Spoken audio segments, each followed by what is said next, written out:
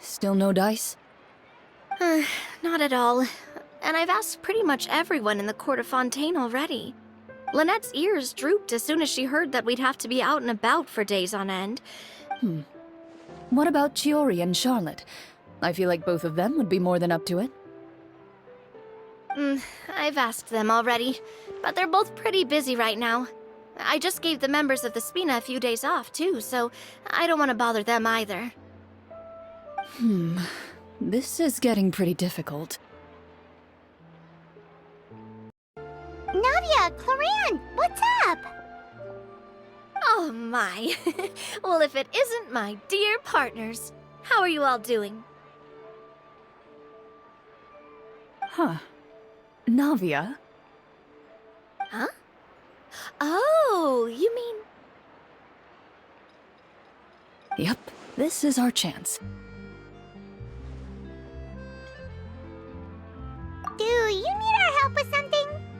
Oh, precisely. My dear partners, we've got a huge problem right now that only you can solve. Whoa, for real?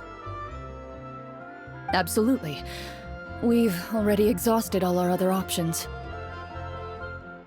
Traveler, Paimon, would you join us and play Marechaussee Hunter Judgment Day? Marechaussee what now? It's a new game script by the Tabletop Troupe, a local roleplay adventure club. Ever heard of the Tabletop Troupe? They put out games that allow you to participate in a story and roleplay characters with your friends.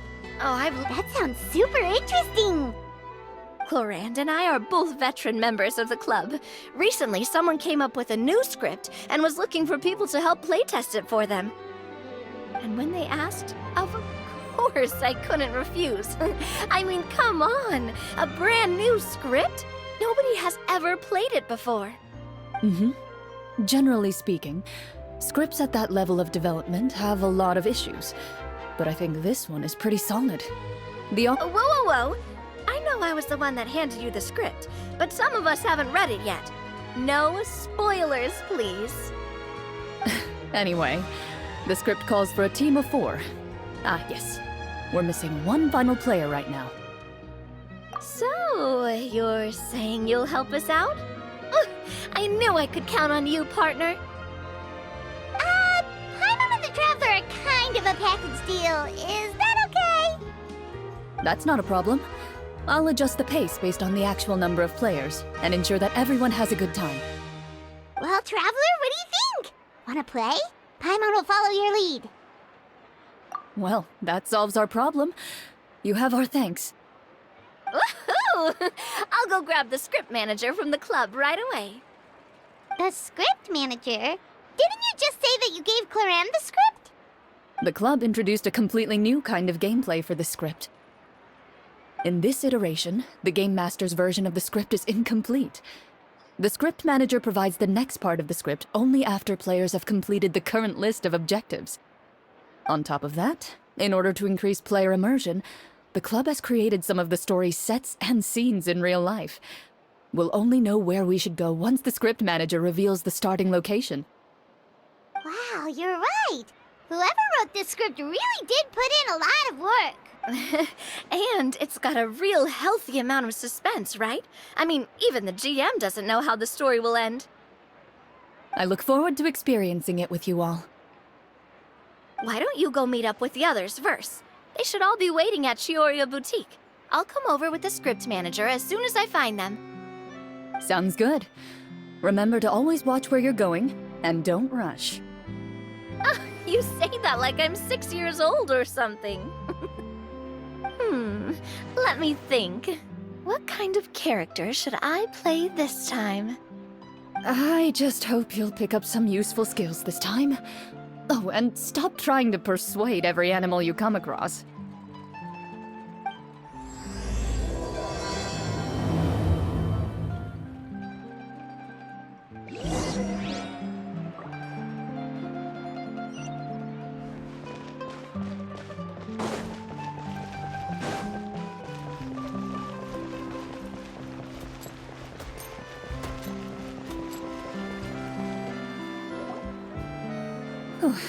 Sorry to keep you waiting.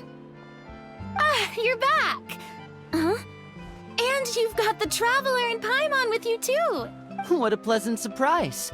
I assume you'll be joining us for the game then? Linny, Farina! Paimon didn't know you were playing too.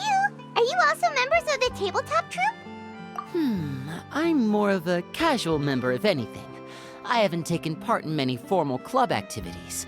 Lynette Fremine and I play something similar at the Hotel Bouffe Tété sometimes, but I'm usually the GM. Still, I'm sure it'll be fun being a player for the first time. I'm looking forward to it. Well, I'm not a member of the club at all. Clorinde simply woke me up first thing this morning, said there was a good script worth experiencing, and asked if I wanted in.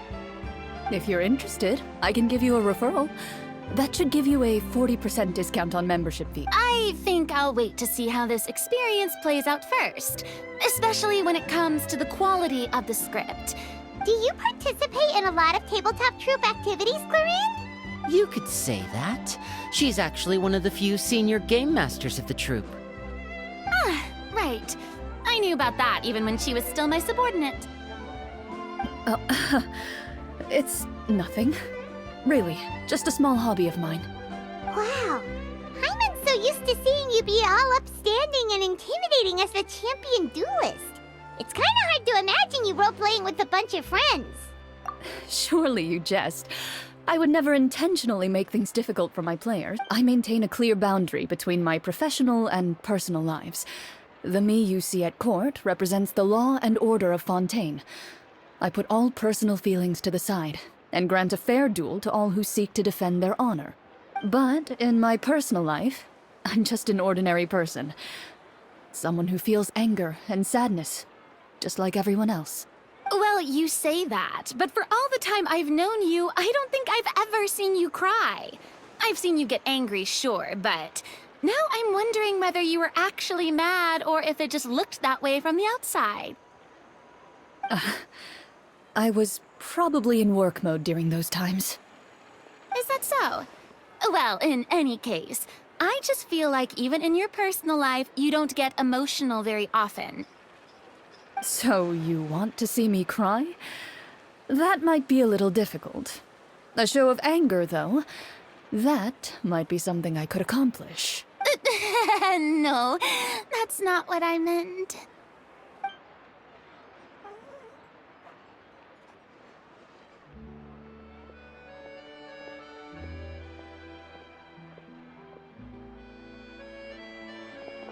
Ah, I'm back!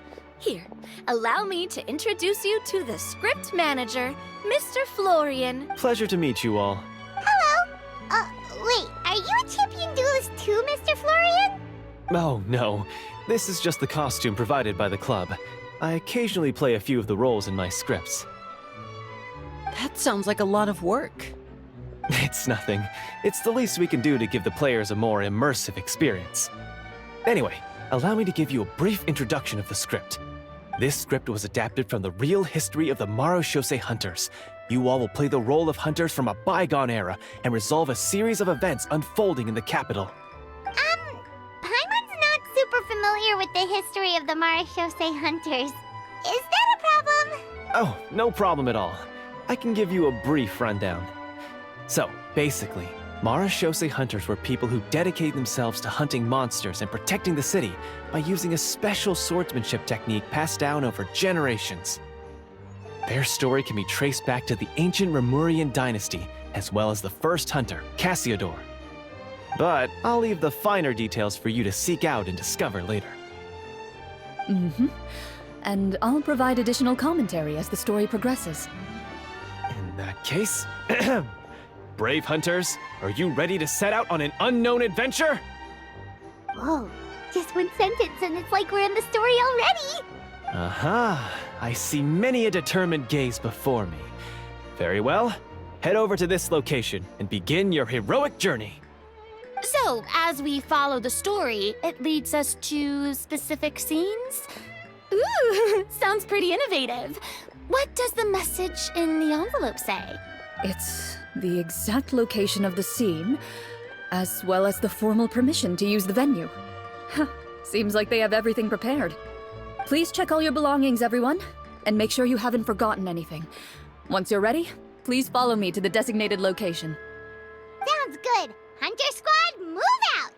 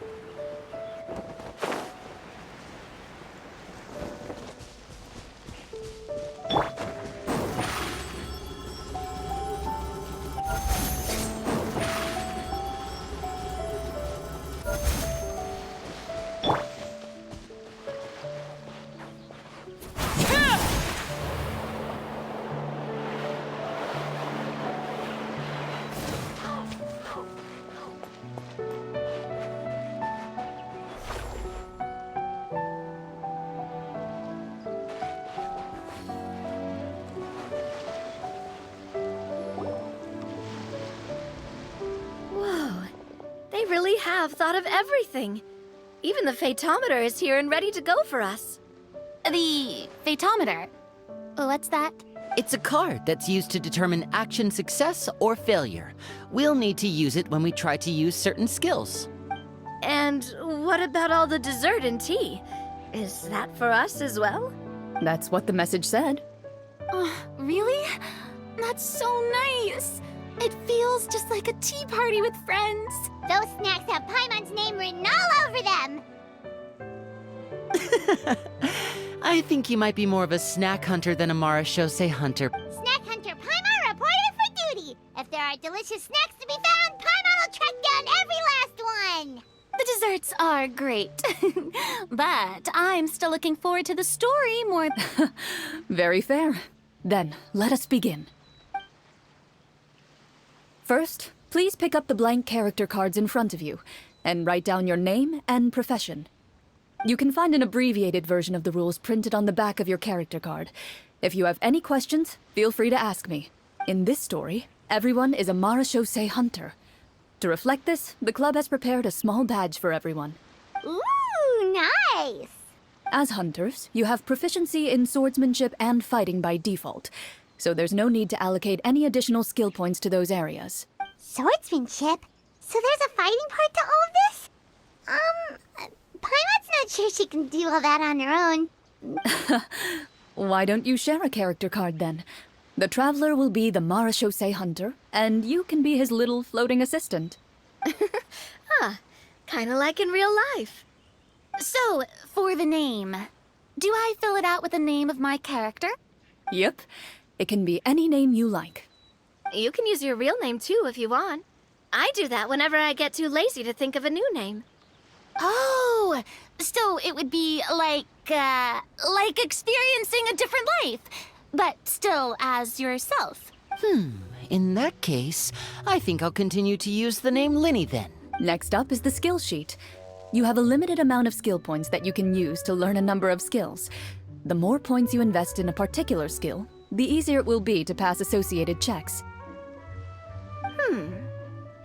I'll take Persuasion and Investigation. Those are must-haves when it comes to missions like these. Oh, those skills sound like they'd be useful for gathering intelligence. Good idea, Navia. Just as expected of a veteran player. So should we also take those skills then? Not necessarily. Since we're working together as a team, we could leave the negotiations to Navia and use our skill points to pick up other useful skills. For example, I think I'll take Stealth and Sleight of Hand. That will give us more options if we run into any situations we can't negotiate our way out of. Oh, interesting. I wasn't thinking about it like that. I suppose it's not so different from an acting troupe. Everyone has their own role to play. Let me see. I'll take arts and performance. I'm not quite sure what use they'll be, but I'm not as knowledgeable about the other skills. And I'm not not too confident I'd be able to roleplay them well. Well, that leaves us. What do you want to learn, Traveler?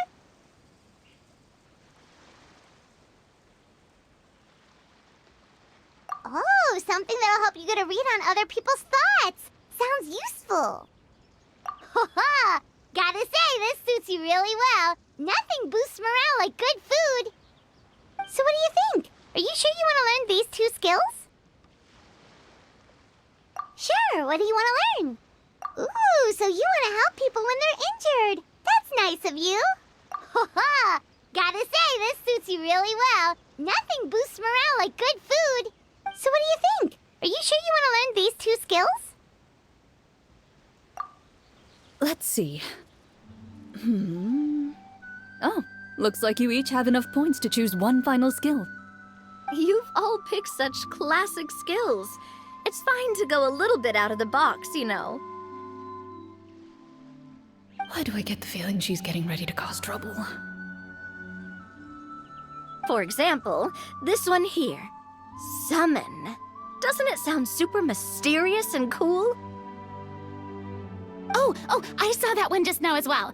The description says, this skill can be used under certain circumstances to summon characters or creatures that fit the script's world-building rules. The script's world-building rules, huh? But how are we supposed to know what a Marashose hunter can summon? Oh, that's not for us to worry about, my friend. Just learn the skills that interest you, and the GM will take care of the rest. All right, you've convinced Paimon. Let's learn Summon, then. Paimon can't wait to see what kind of thing shows up.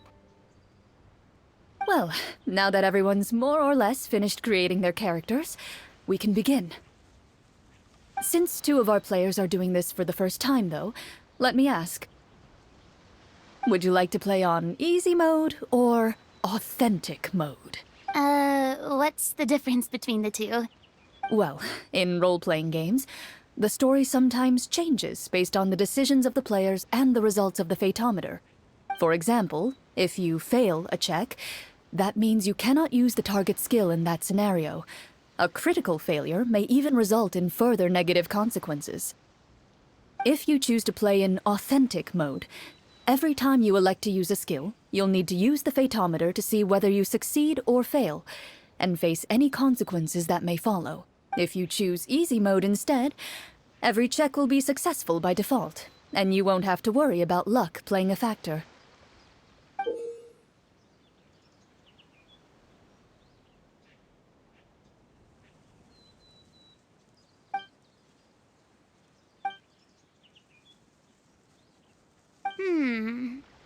Given that I'd like to focus on the story, I suppose I should pick easy mode. I'd feel bad if I brought the team down by failing my checks. Huh? Oh, come on. Don't worry about that. RNG is the lifeblood of role-playing games. I'm going with authentic mode for sure. Never knowing what you might have to overcome. Ugh, doesn't that sound exciting? I'd rather be mentally prepared for what might happen. All right, then I'll mark down Farina for easy mode. All her checks will be successful by default. As usual, Navia and Linny will play on authentic mode. What about you, dear partner? How would you like to play?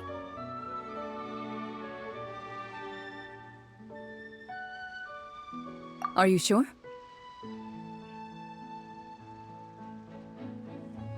Take your time. There's no rush. Are you sure? Trust me, you'll see the beauty of RNG. Honestly, I don't think Clorinde would make things too difficult for us no matter what the Fatometer says. Isn't that— No promises. That wasn't super reassuring. Well, anyway, enough talk. Let's get started. Speaking of the story, why is the beginning scene on a beach? Well, that's because a long time ago, back when human civilization was still in its infancy, Powerful demons and evil sorcerers ruled over the land. They created a host of monsters and sent them to slaughter all humans in existence. Soon, a group of human rebels banded together. With their swords raised, they swore to brave the darkness, and in doing so, subdue each and every monster that sought their destruction. They became known as the Marachose Hunters.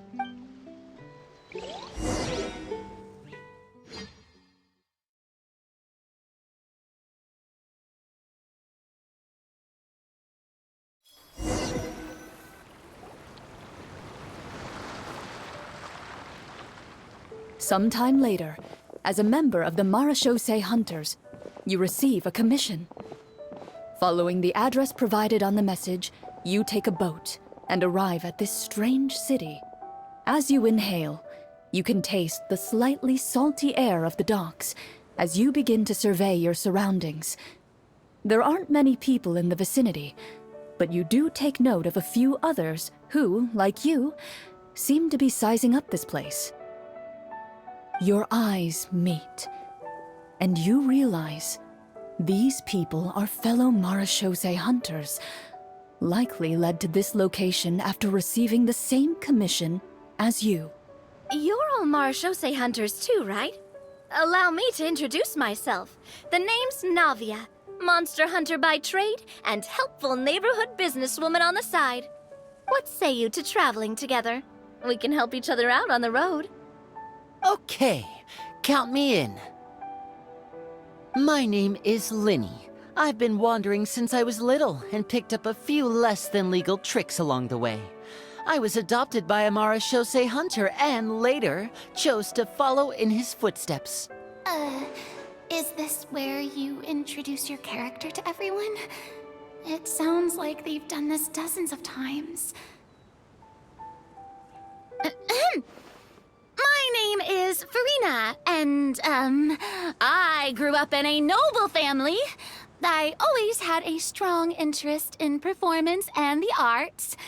Even though I'm a Marachose hunter, what I really want is to be a performing artiste. Hey, that's really cool. You can do it, Farina. That's exactly how it's done. Paimon is Paimon, a good friend and companion to this Marachose hunter right here.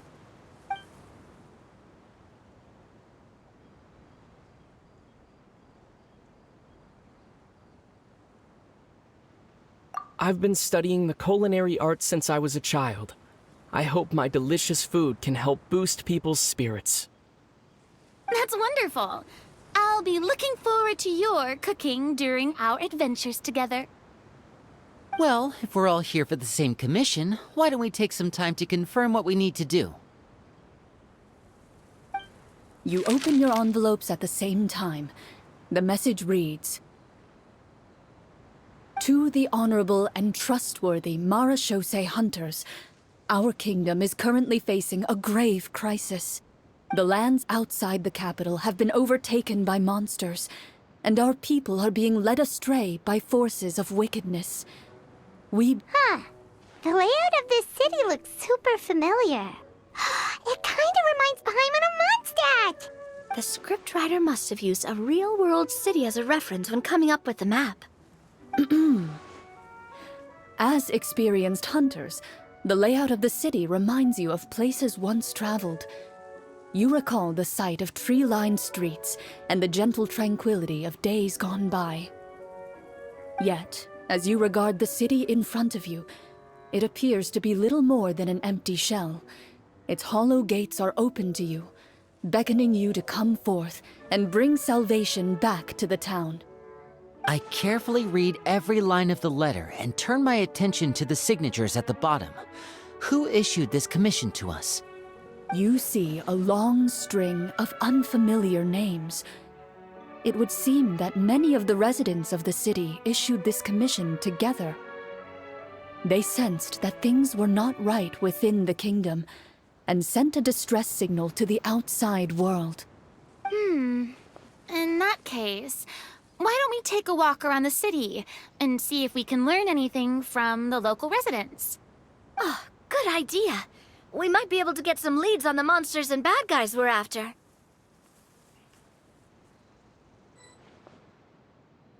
You look up and see a tavern nearby. It appears to be open for the day. Why don't we go check out that tavern?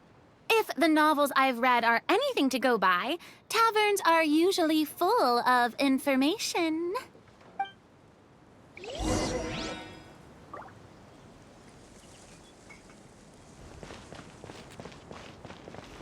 As you approach the tavern, you find a plainly dressed woman standing nearby. She appears to be rather troubled about something.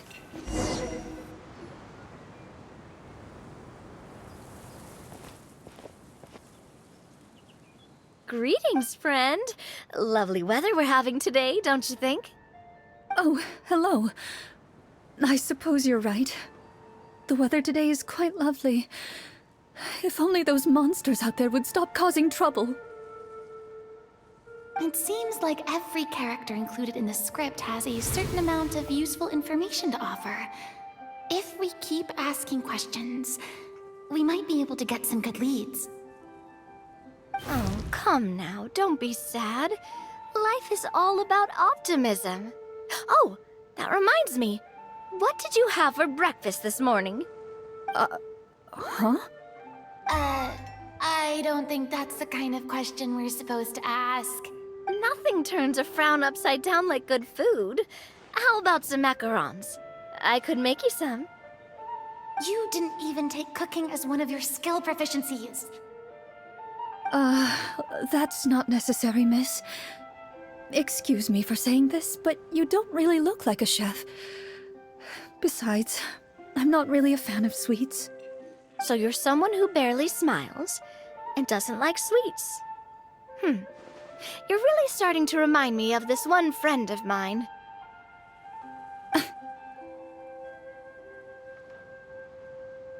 Hey! Did she just... me? Clorinde must have broke character for a second.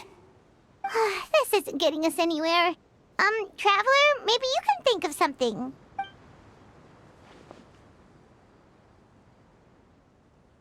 Are you sure? In that case, please refer to the fatometer.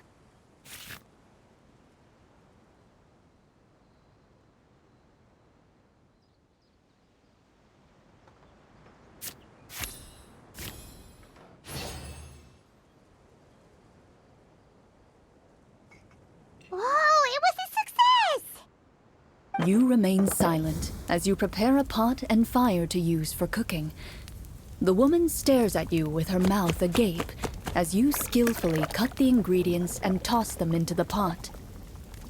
After some time, a rich aroma begins to fill the air. Even a passing cat can't help but stop in its tracks and look up in anticipation. Please, have some food. Who knows, maybe you'll feel better after eating something delicious. Whoa, that's amazing. Wait. So as long as you pass the check, you can pretty much do anything? And it won't be seen as absurd? Oh, thank you. You were right. This food really did make me feel better. So, what had you so worried earlier? Could you tell us a bit more about it? Okay, let me fill you in. A horde of monsters suddenly appeared near the capital recently, so all the guards were dispatched to fight them. Do you remember when those monsters appeared? I'm not completely sure. All I know is that my husband was dispatched to fight them 3 days ago. Do you know where he was sent? It all happened so fast. When we said our goodbyes, he couldn't even tell me where they were sending him. You have our thanks, friend. We'll find and defeat those monsters as soon as possible. We sincerely hope your husband will be able to return to your side soon. Thank you. Don't worry. We'll find him. Just try to remain optimistic, and we don't always get to choose what happens to us. But we do get to choose the little things, like what we eat and how we respond to the things life throws our way. I hope that one day, you too will recognize the power of something as small and inconsequential as a delicious dessert. I'll do my best. You bid farewell to the woman, and continue your journey further into the city.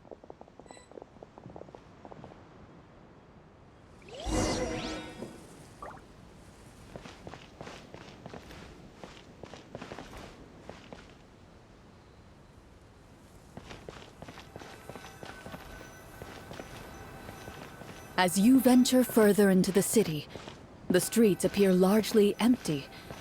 An elderly woman walks past. You see her shake her head as she puts away her wrinkled wallet. A nearby merchant folds his arms and gives you a disdainful look.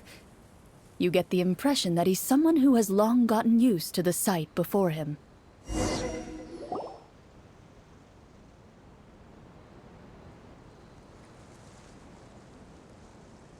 Although he doesn't seem very friendly, merchants are usually a good source of information, right?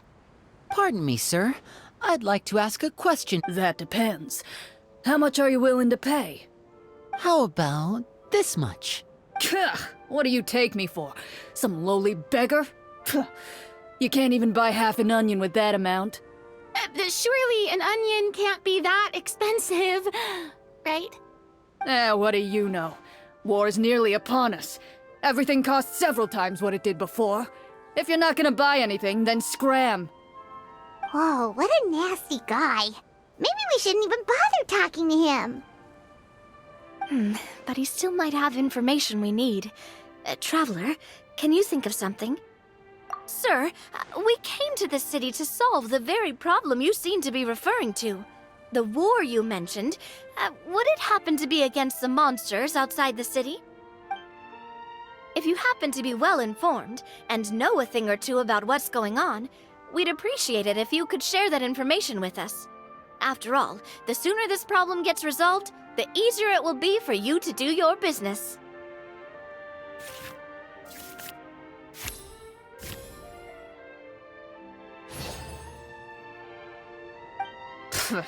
Well, things are basically as you said, young lady. Those monsters are camped outside the city, and they've been destroying all our trade routes.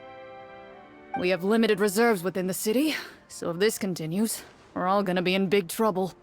Wait, you're saying no one has put a plan in place to distribute supplies or maintain order? We could all starve, and those nobles in the palace wouldn't even break a sweat. Who knows? Maybe they've been in cahoots with the monsters all along. That is concerning. All right. That's all the information you need, right? Off with you now. I've still got business to do. You know, if you smiled a little more, you'd definitely get more business.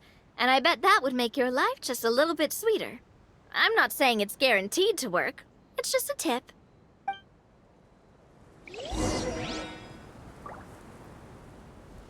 Should we try to go somewhere with more people?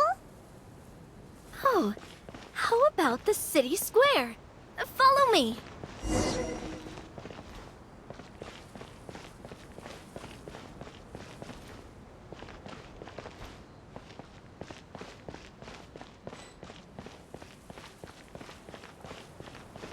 Before you lies the city's central square. You see a man with a slightly anxious look on his face, pacing back and forth, his head hanging low. He doesn't seem to notice your approach. Still immersed in his own thoughts, he shakes his head and lets out a long sigh. This guy seems promising enough. Maybe I can get some information out of him. Hello, sir. Is there anything I can do to help you? Wait, you're... I'm... Oh, dear goodness! You're a Marashose hunter! You recognize us? Ah, are you one of the people who wrote the commission letter? Yes! Oh, I didn't expect you to actually come. Oh, what great news! The city is saved! What happened here?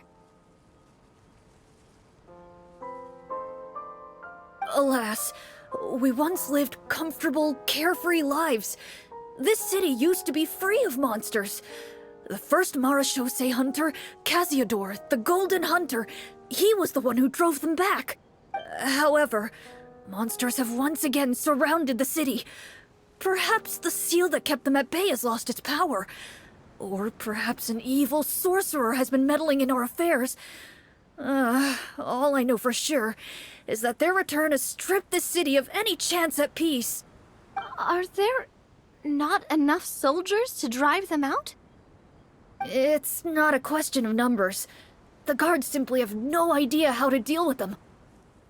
Most people my age have never even seen one of the monsters, much less been trained to fight against them. What's worse, many of us don't even know the history of the Marachose hunters anymore. When I was a child, though, my grandfather would tell me stories about how the Marachose hunters drove back the monsters. So, on the off chance that something might come of it, I decided to reach out to you. To be perfectly honest, I was starting to think all those stories were just tall tales. But now that I've seen you in person, I finally know that it was true! Well, you can rest easy, friend. The righteous and formidable Marachose hunters are on the case. The man is touched by your determination and resolve. His eyes begin to well with tears of relief. Still, if we are going to hunt the monsters, we need to know where to find them. Can you give us any leads? All I know is that the area outside the city is dangerous. I'm afraid I can't point you toward a specific location. Oh, although, if you leave the capital through the main gate and follow the road, you should run into a group of guards. They might know more about where to find the monsters. I see. We'll go look for them then. All right, be careful. Oh, and one last thing.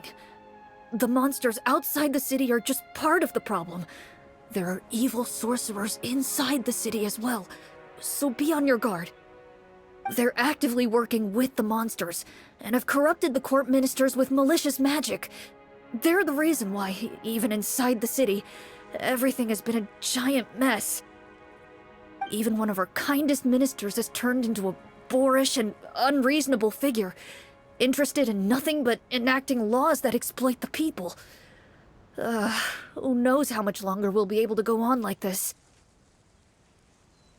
Talk about being stuck between a rock and a hard place. I feel bad for him. Maybe we should try to cheer him up? Huh? Like, now? Is this really the right time? I appreciate your kindness, but for now, it's more important to focus on the crisis at hand. Brave hunters, I leave the future of this kingdom to you.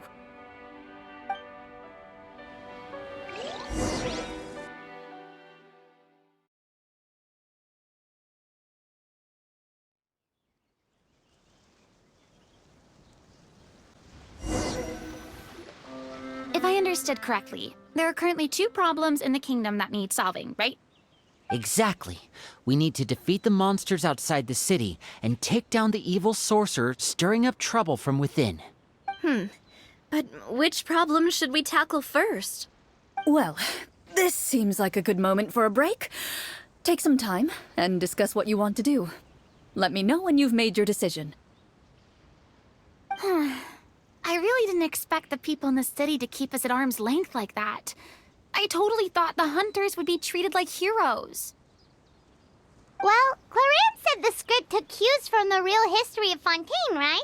Maybe the real-life Marachose hunters were also treated like that.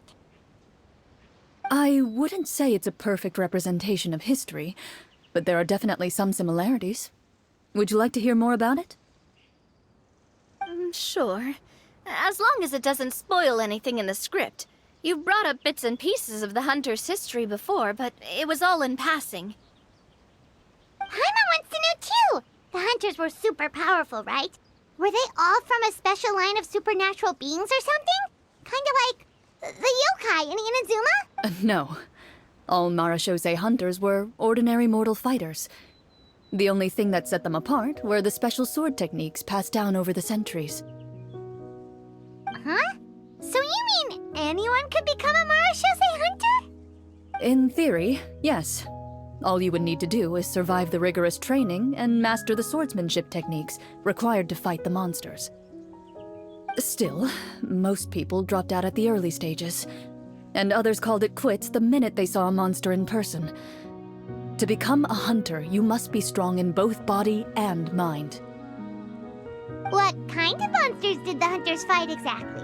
Oh, and the evil sorcerer the script mentions. Did they exist in real life too?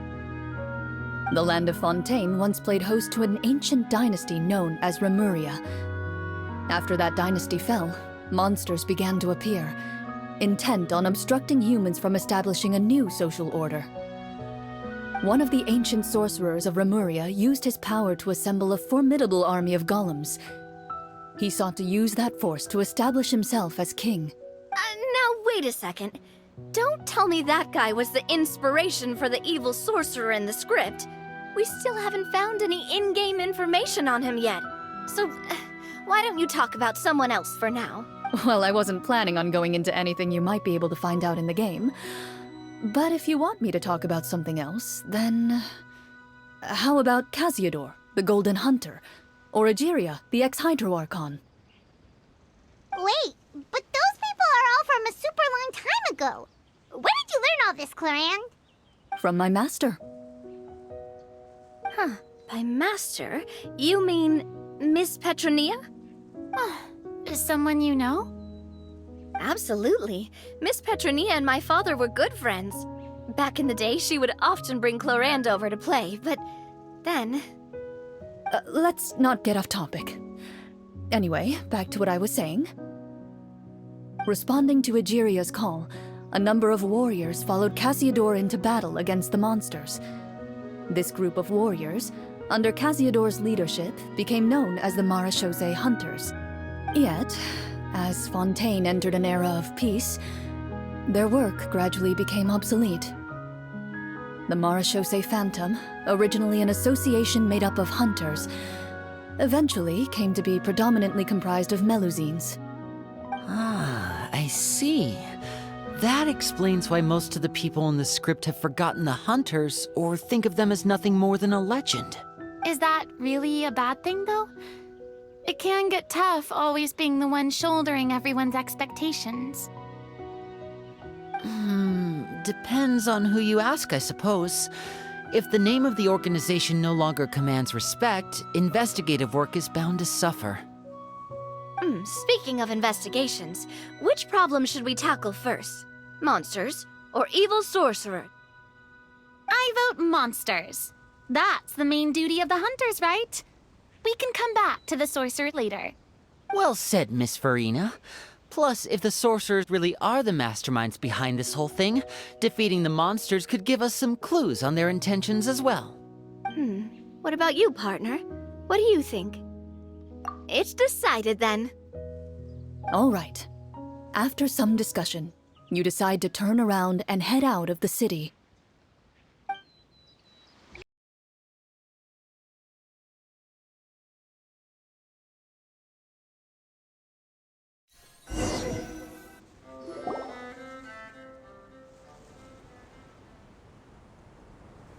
Let's take a look around, like that guy said.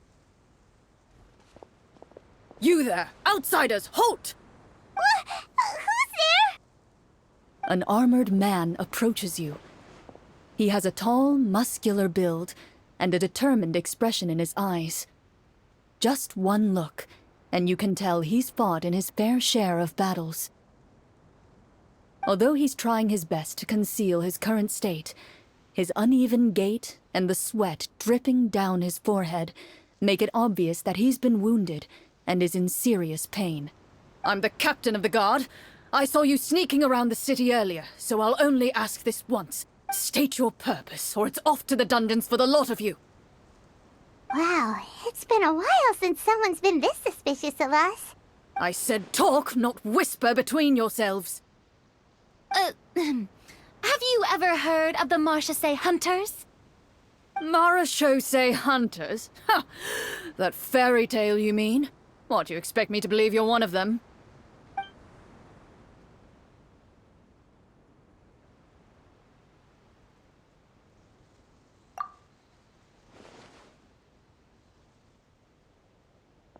Sir, we were indeed in the city earlier, but our purpose was only to gather information on the monsters. We're here to help the city and all the people within it. Your guards are still fighting the monsters as we speak. They could be seriously wounded and in grave need of support. You need all the help you can get.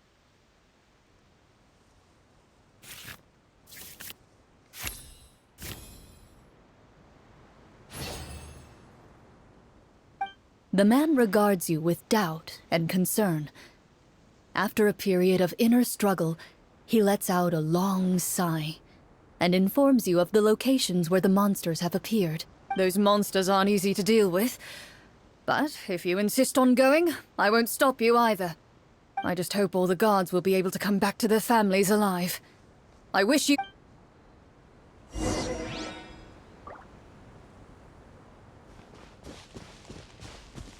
Based on what the captain said, the monster should be right up ahead. Let's go. Hopefully we're not too late.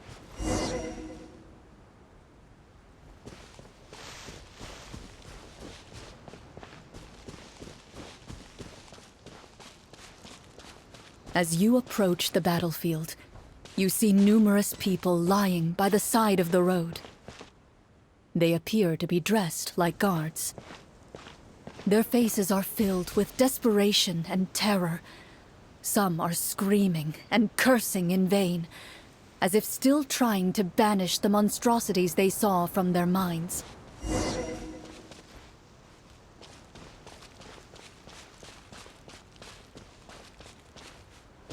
A few of the wounded look up at you in shock and disbelief. "Quick, leave this place. Turn around and don't look back," they yell.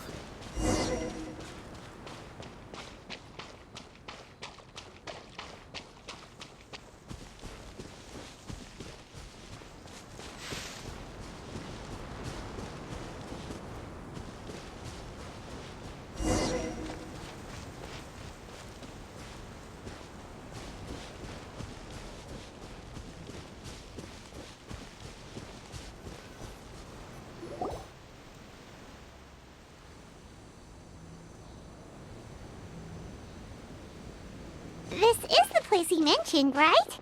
You see broken iron swords scattered all around you, and downed trees riddled with terrifying claw marks. All the signs point to one thing. A truly devastating battle just took place here. Be on your guard, everyone. The monsters might still be around. Before you can finish your sentence, you hear rustling sounds from the surrounding bushes. The monsters have emerged. They close in on you without fear. You get the impression that, in their bloodthirsty eyes, you're just another meal for them to devour. A little help here! This thing wants to eat Paimon! Your battle round begins now.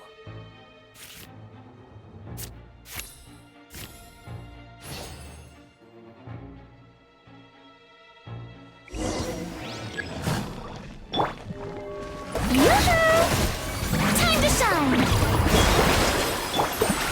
Wipe out! The next battle round begins now.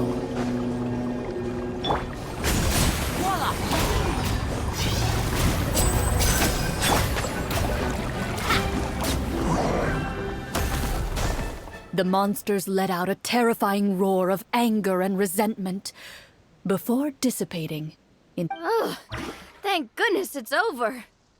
We're lucky the Marachose Hunter class came with all those preset skill points. Otherwise, we would have been in some real trouble. I never knew the phytometer even determines the amount of damage you inflict. If you get unlucky, isn't it just game over right then and there? That's part of the fun. The uncertainty of fate is what gives these games their appeal. Just as you begin to celebrate your victory, A suspicious lump on the ground catches your attention. A suspicious lump? Wait, could it be the thing that appears after every battle? I walk up to it, crouch down, and begin to carefully examine it. I've still got my right glove on, so it should be fine for me to touch it, right? As you investigate the mound, you discover that the exposed portion appears to be made of wood. It was previously obscured by the large form of the monsters. With the monsters gone, the small protrusion now awaits your discovery, poking out of the ground like a shy flower bud. Whoa, it's a treasure chest!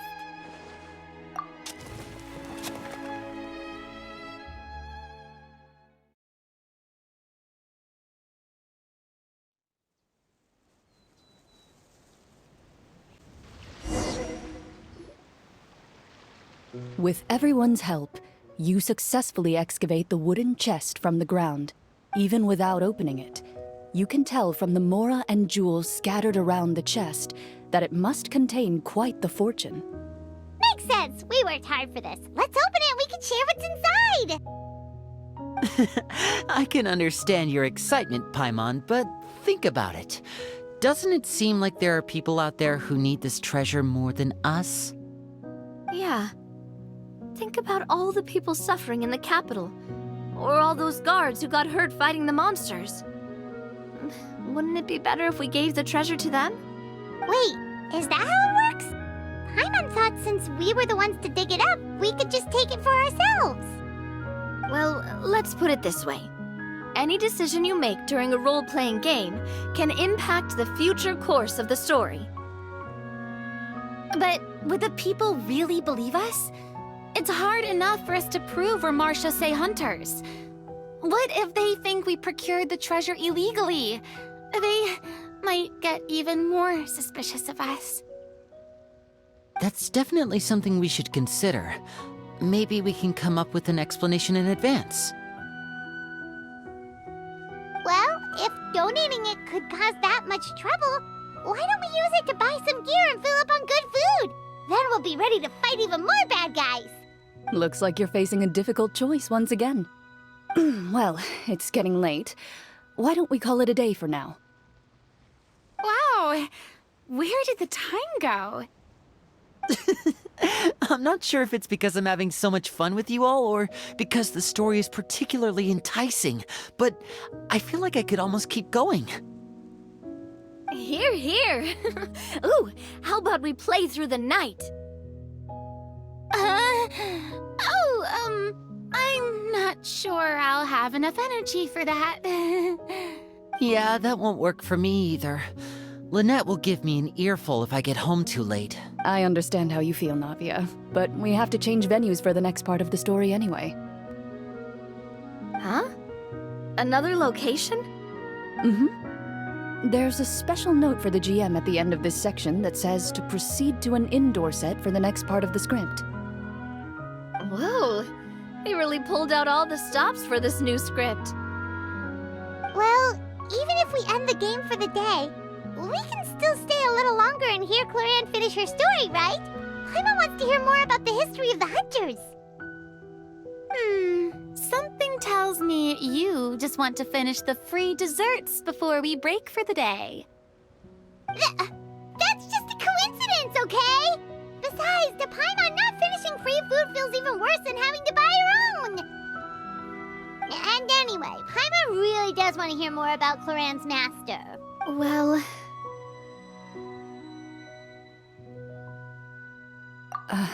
It's nothing. I appreciate the concern, but it's all in the past. It won't do any harm to share these things now.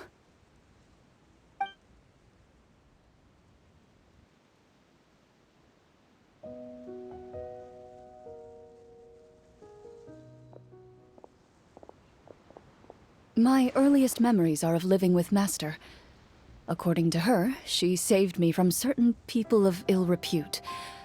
My birth parents had left me behind some time before that. What a heavy beginning for a life story. Master was a fascinating individual, if inexperienced in the ways of raising children. My first ever toy was a short sword. Although I suppose it wasn't so much a toy as something Master removed from her waist and handed to a noisy child in need of distraction. Oh, wait, so she handed an actual sword to a child? Isn't that dangerous? Did you hurt yourself? Of course I did. I cut my palm and bled quite a lot. But Master was not concerned. She just stood there and casually lectured me about it. "See, that's what you get for not holding the sword properly," she told me.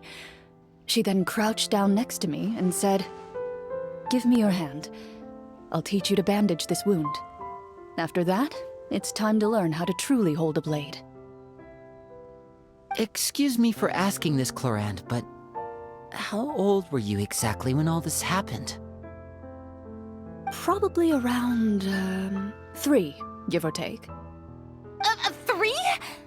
Isn't that when most kids are still struggling to hold a fork?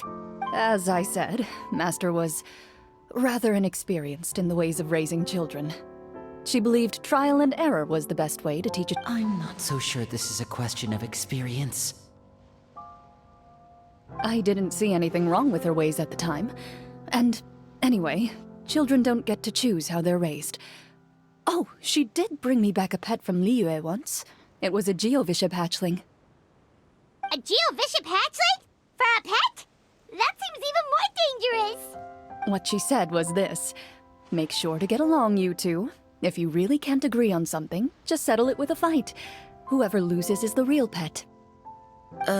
And how old were you when this happened? 5. Well, did you win? No, I lost. So you're saying you actually became the Geovishap's pet? Yes, but only for a week. By the end of that week, I defeated it in combat, and we've shared a cordial relationship ever since. That really doesn't sound like the kind of childhood someone should have. Later on, I gradually understood that Master most likely didn't know any other way to raise a child. She was a marechaussee hunter, but I never heard her bring up her own parents. Thanks to her, I learned how to navigate the forest by the age of 6, and could hunt monsters in the wild by myself the year after that. Even though the training she subjected me to was strict, she always made sure to take me traveling when she had the time. We met many of her friends during those days. That was also how I met Mr. Callis and his family. I still remember the first time we met. You were too scared to join our picnic and hid behind Ms. Petronia the whole time. I still hadn't really met many children my age at that time, so I didn't know how to interact with others. After that, though, you started coming over a lot. You loved challenging people to shooting competitions, remember? I don't think many members of the Spina ever beat you in one of those. I had a lot of fun during those days. I enjoyed them too. Oh, do you remember that one time we went exploring around the Spina together? We overheard Papa call your master Fontaine's Protector of Justice. We tried to pretend like we never heard anything, but you nearly let it slip that one time. Protector of Justice? Oh, wait, you mean that vigilante hero from 20 years ago? The one who is always active at night? Yep, that would be her. She often would put on a black cloak and go out at night. I never knew where she went or what she was doing. Until, like Navia said, we overheard the truth from Mr. Callis that night. 20 years ago, huh? I still remember the guards leaving all kinds of witness reports about her on Nervalette's desk. My apologies. Oh, there's no need to apologize. You had nothing to do with it. And anyway, everything she did was for a good cause. Although, calling herself the Protector of Order was a bit much. Especially when she deliberately operated outside the law. Huh? When did the Protector of Justice become the Protector of Order? Oh, she had a bunch of code names. I heard she would just come up with a name on the spot whenever she was asked. Later on, she probably got sick of answering those questions and decided to stick to just two. The Protector of Justice and the Protector of Order. That sounds like her, all right. I bet she forgot which of the two she'd use by the time she got back each night. Well, she certainly sounds like a fascinating individual. With her strong sense of justice, it's no surprise her student followed in her footsteps. It's true. I always wanted to become like her. Someone powerful, independent, and with a strong sense of conviction. But...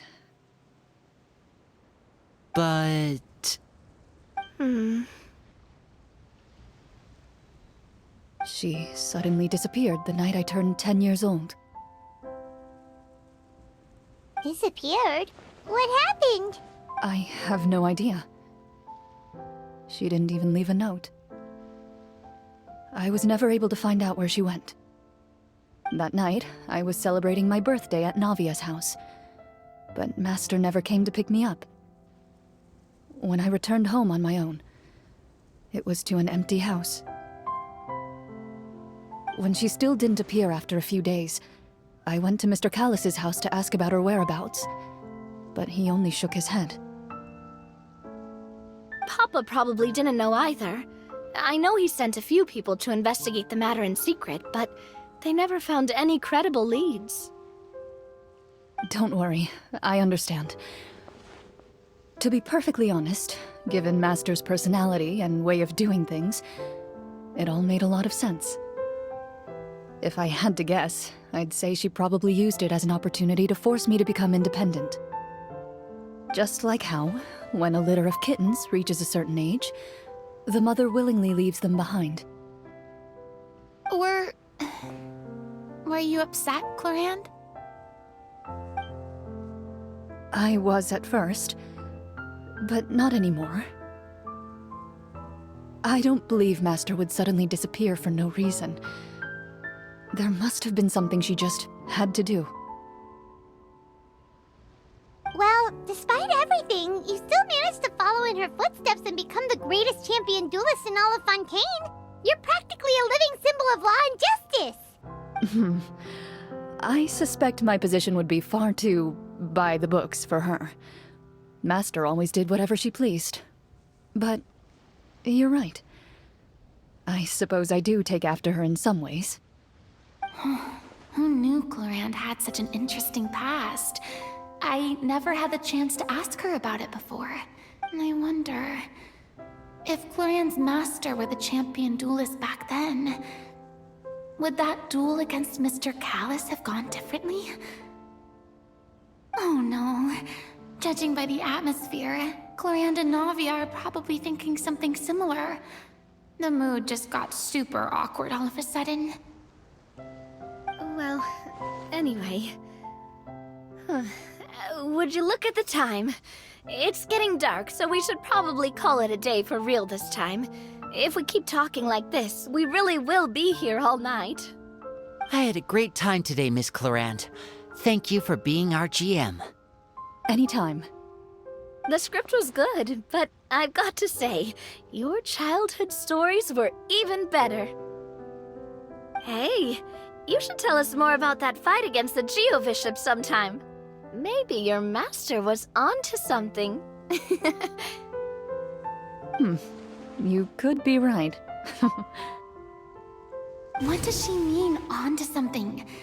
I certainly don't know any 5-year-olds who want to fight a bishop in their spare time.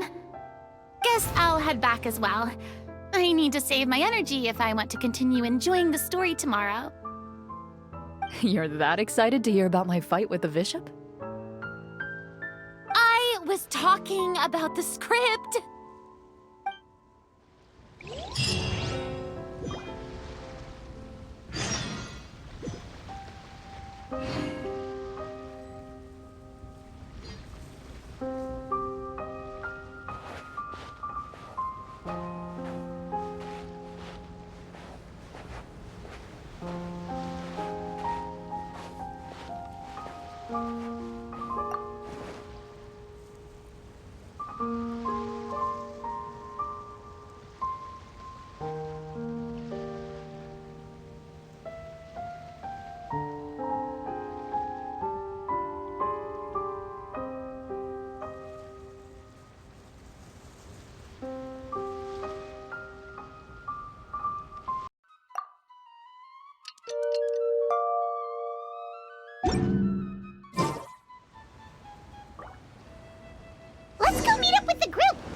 Paimon's really looking forward to today's story.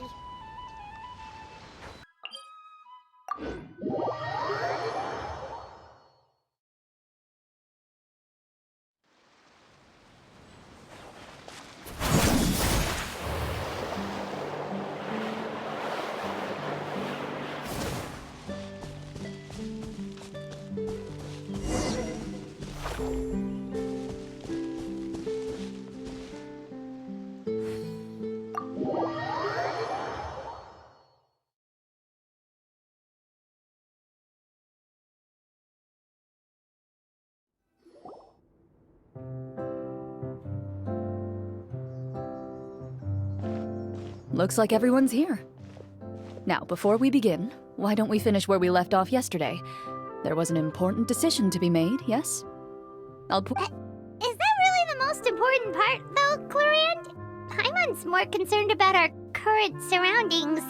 Heavy walls, cold railings, dim lights. This is obviously supposed to be a prison.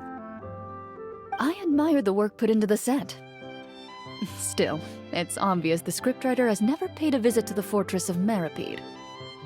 So the set is going to be a part of the script? Unfortunately, that is something I can neither confirm nor deny. Anyone think Clorinde's smile is starting to look kinda scary? Well, whatever happens, we'll just have to push on.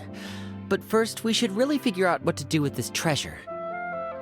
If we're worried about arousing suspicion because of our identity, why don't we give ourselves a different name, just like Clorinde's master did? Yeah, it might be better to keep a low profile. As long as we're helping people, it doesn't matter who we are or what we're called. Staring at me won't get you anywhere. Or did you want some more tea? Oh, Paimon's good. Thanks. Why aren't you saying anything, Navia? Wait, what's that next to you? Oh, this is the short sword Clorinde mentioned last night. I found it. Huh. I'm surprised you managed to track it down after all this time. Well, I made sure to take good care of it, considering the circumstances in which you gave it to me. Of course I had to keep it safe. Anyway, where were we? Oh, right. I was just thinking about all the potential ways for us to break out of prison. We could dig a tunnel, or try to bribe the guards. Wait, we haven't been thrown into prison yet, have we? Well, it's only a matter of time. It pays to be prepared. Just like how you should always have an umbrella on hand, even when it's sunny. All right, Paimon's made up her mind. Let's just give the treasure away. Paimon may have wanted to keep it, but if it's going to land us in prison somehow, Paimon will be too upset to enjoy her snacks. So, you reached an agreement? All right then, we can continue with the story. Oh, and we'll collect all the scattered pieces of treasure on the ground as well. All right. You collect the treasure and make your way back to the capital with your bag of loot in hand.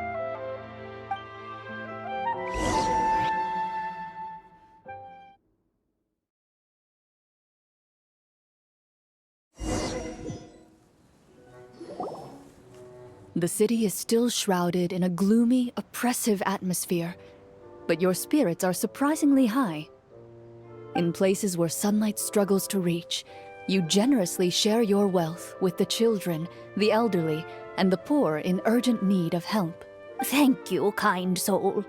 The elderly woman's look of gratitude follows you as you walk away, her eyes never leaving your back until you move entirely out of sight.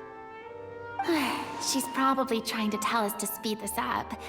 We need to hurry up so we can address the sorcerer problem. Should we go find that man again at the square? He seemed like a pretty responsible guy. I'm sure he knows the people here far better than us. Oh, good idea! Just as you start to make way to the square, intent on finding the man again, there's a voice.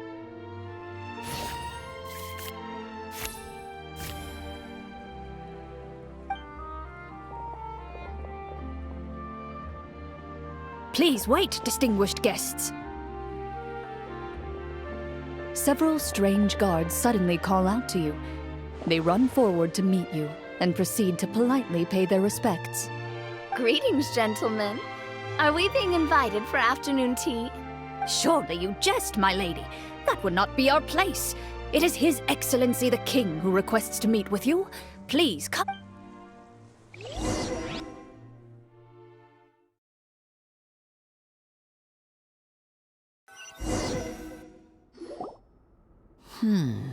Do you think this could be a trap? Well, we have to investigate the court at some point, right? Meeting the king himself would be a fantastic opportunity to do that. I say we go for it. If something happens, we'll just turn the whole place upside down. That sounds a little intense. After a quick discussion, you nod to the guards and agree to follow. They lead you all the way to the audience hall of the palace. Gilded tables line both sides of the hall. The space itself is adorned with all manner of expensive antiques, glass shelves, and silver candlesticks. The items appear quite ordinary in size and dimension, yet their presence somehow makes the emptiness of the hall feel even more surreal and ominous. Wow, it's so luxurious! The elderly king, clad in a magnificent robe, sits upon the deep crimson throne before you. He wears above his head a majestic crown, with a gemstone the size of a bird's egg set right at the very front. As you observe it, you see a complex pattern of light reflect off its surface. Ahem! They're here, Your Majesty. A man dressed in dark clothes, likely a minister, shields his mouth with his hands and bends down to whisper a few words to the king. After a moment, he lowers his hands and stands back up. His gaze shifts to fixate on your group. The king does not appear entirely aware of his surroundings. The man by his side, though. The king remains still and says nothing. The minister is the one who speaks. Esteemed guests, allow me to thank you for coming to our faraway kingdom. Unfortunately, His Majesty the King finds himself quite exhausted from work. So please allow me, his Prime Minister, to welcome you in his stead. I've heard tell that your group, the Marechaussee Hunters, used your exceptional ability with the sword to repel the monsters near the capital. Such a great deed deserves to be rewarded. However, seeing that I was not fortunate enough to observe such a feat with my own eyes, you'll forgive me for seeking to verify the truth by speaking to you myself. Well, we've got nothing to hide. You brought us here to talk, right? So we'll just explain what happened.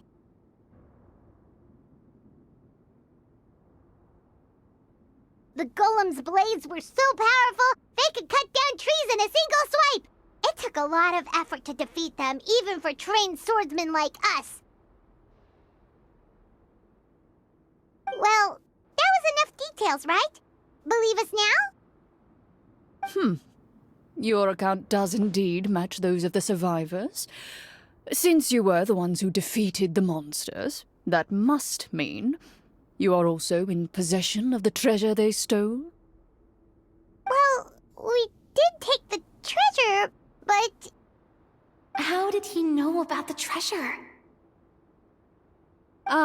Then I must ask that you return it at once.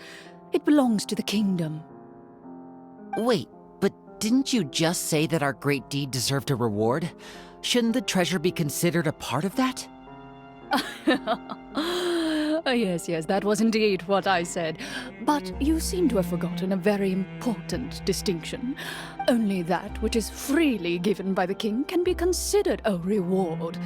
Taking the rightful wealth of a kingdom without said permission, on the other hand, is a crime. But that's completely unreasonable. Yeah, that makes no sense! If it weren't for us, the treasure would still be buried underground somewhere! Maybe so, yet the fact remains. You tried to dispose of the treasure without reporting it to the court and without receiving permission, yes? Um... What, no answer? Surely you're not insinuating that you, a group of legendary marechaussee hunters, sought to take the treasure for yourselves? Well, what about the king? Is he just gonna let this guy talk for him the whole time?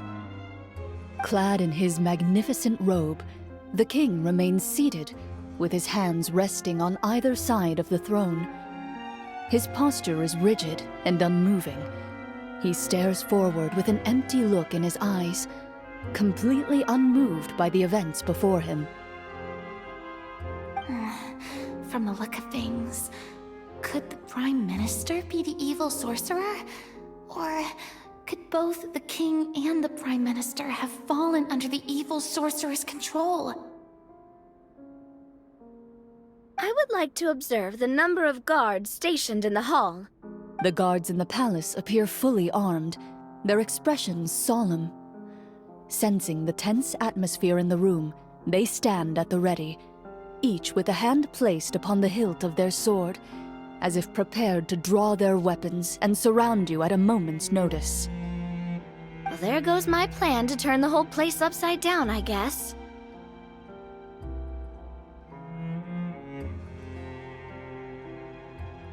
It appears we've been visited by nothing more than a group of ill-intentioned imposters. What a pity. Guards, take them away and throw them in the dungeons. Before I decide your fate, however, I must first determine whether you have any accomplices outside the court.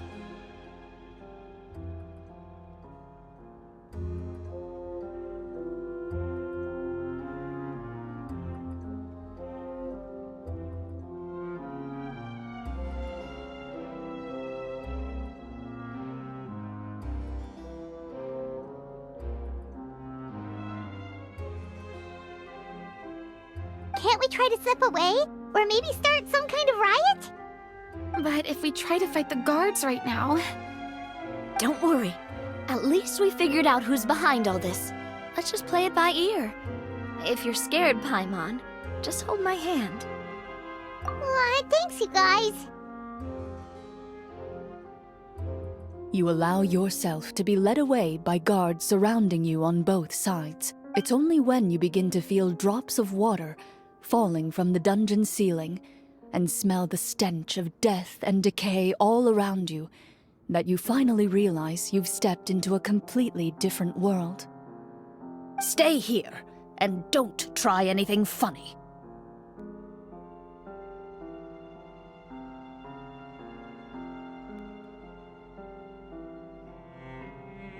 The guards lock the cell door and leave without looking back. Wait, sir! Your voice echoes through the dark hall, but the only response you receive is, No! What should we do now? Carve out a new path of fate with our own two hands, of course. I draw my weapon. You reach toward your waist, but find nothing there. You now recall that your weapons were confiscated before the guards locked you in the cell. The bag of... What about that knife I hid in my boot? When did you hide it in there? When I was thinking about digging a tunnel. Rejected. You failed to inform the GM of this course of action. Moreover, the guards would have conducted a thorough search before throwing you in prison. And the keys to the cell aren't anywhere to be seen?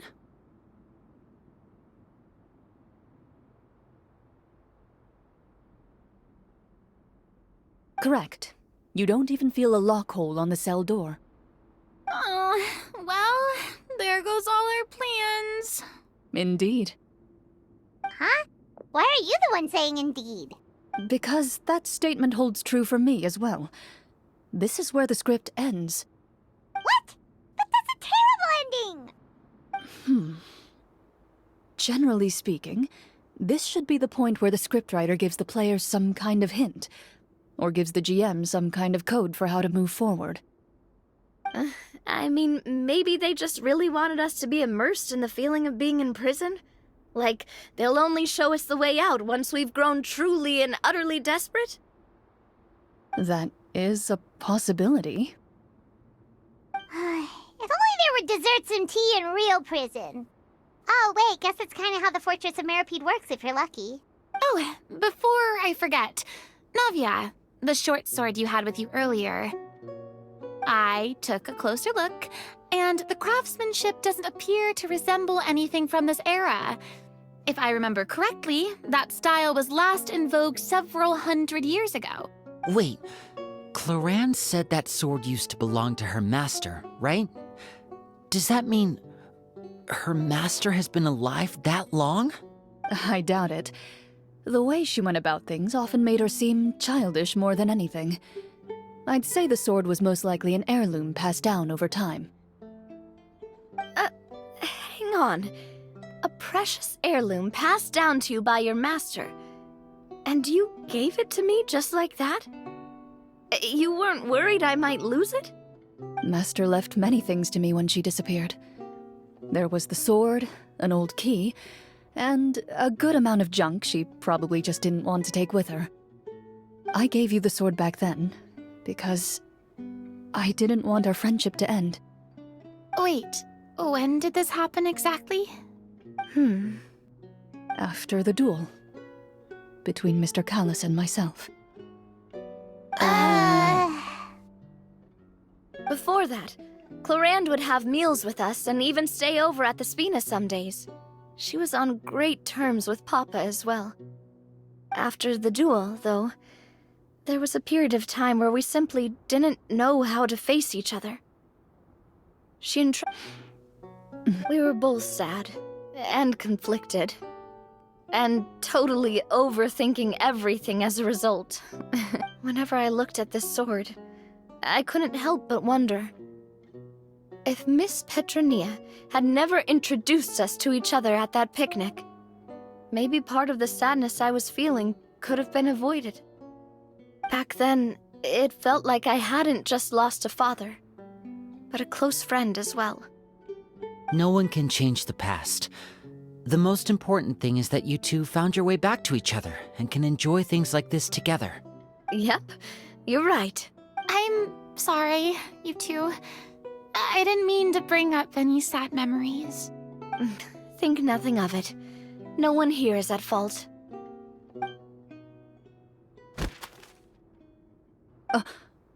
Huh?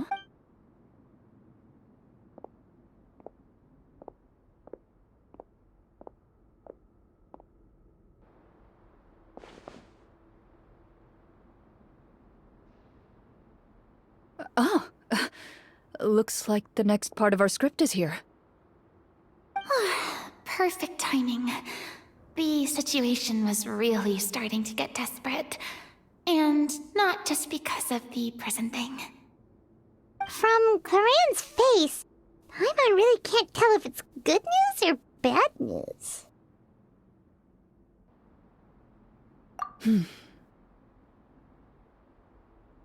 Water continues to drip from the ceiling. In this lightless dungeon, you lack a reliable way to tell how much time has passed. Eventually, you get used to the unpleasant odor of straw, mold, and rust, and find yourselves alternating between fits of drowsiness and despair. Suddenly, you hear footsteps outside the door. Heads up, everyone. Someone's coming. Gather close, everyone, and keep your voice down.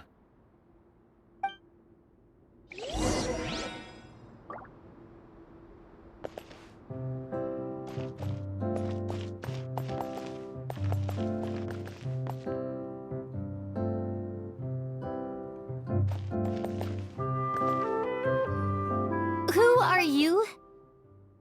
I work as a guard in these dungeons, but my true identity is the same as your own. I'm also a marechaussee hunter.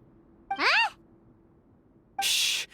I've already sent away the other guards, but if we make too much noise... I understand, but how can we be sure we can trust you? The king has issued a formal decree. In light of the irrefutable proof of your crime, you're to be executed before tomorrow's sunrise. If you want to escape, it has to be now. Executed? We barely did anything! Monsters appearing at the same location as the treasure. Could this entire thing have been a trap? There will be time for speculation once we're out of here. As for my identity, I have no way to prove that to you just yet. Infiltrating the capital was difficult, and finding a chance to speak with you has taken a lot out of me. I could go on, but I think we can all agree that now is not the time for details. Have you seen our weapons anywhere, sir? Don't worry, I brought them with me. They're just behind the door. Still, these weapons alone won't be enough to defeat the true enemy behind the scenes. His faction is too powerful. The guards are all under his control, and he's even stationed a number of golems in various rooms throughout the palace. To defeat him, you must find a secret vault. It is said that within that vault, the Marechaussee hunters of the past left behind a treasure with the power to defeat the sorcerer. You're not coming with us? No, I'll remain in the dungeons to deal with the guards. I'll try my best to distract them so they don't go after you. As long as my identity is not revealed, I'll be able to aid you when the final battle comes. In that case, please stay safe. Thank you for your concern. I will do my utmost. As for the location of the vault, here, this map should lead you there.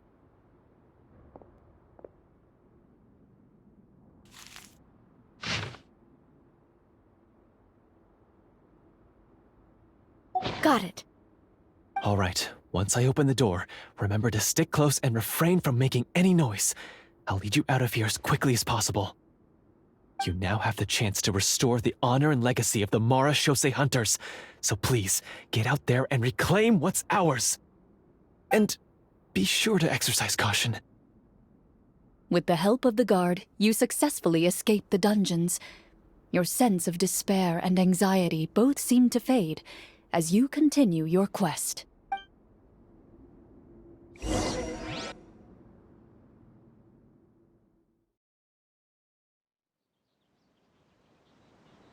Skills at all while we were in prison. Who knows when we're gonna get the chance to use that cool summon spell? That is a pity, but we can only continue to move forward.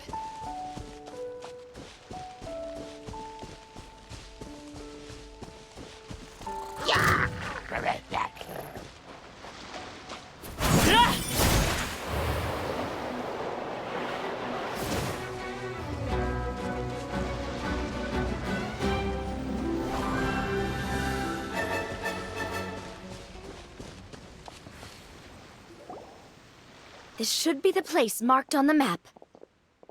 This bit of rock certainly looks suspicious. Well, I'd say an investigation's in order then. Plus, if all else fails, we can just blow it up. Wow, you really meant that! Before you lies a serene stretch of open water, its surface shimmering a brilliant shade of sapphire blue. Well, guess this means it's time for a swim!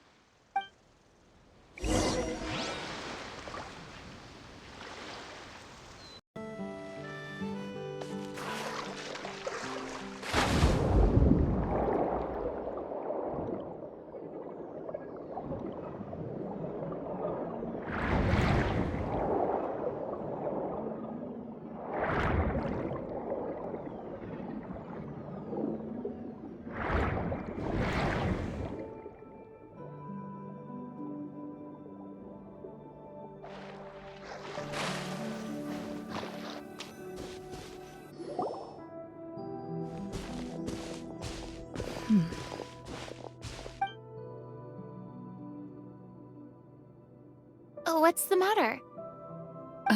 It's nothing. As you step into the cave, you find yourself in an eerily quiet space. Before you lies a narrow passageway that appears to trail off endlessly into the distance.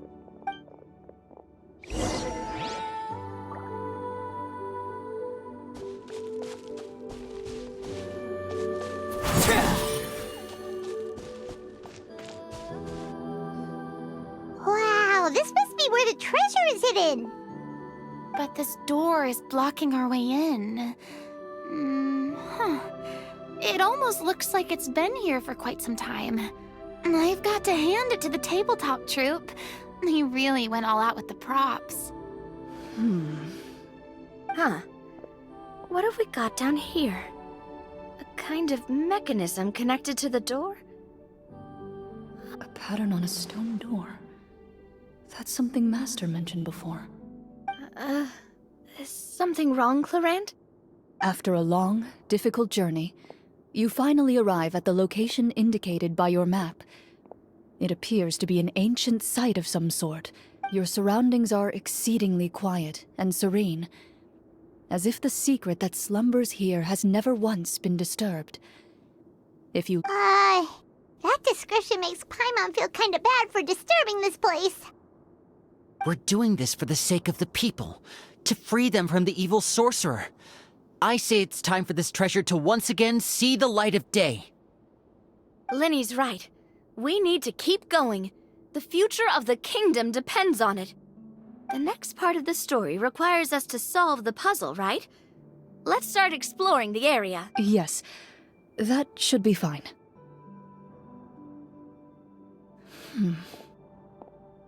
Something feels off about all this. Guess I'll just have to improvise.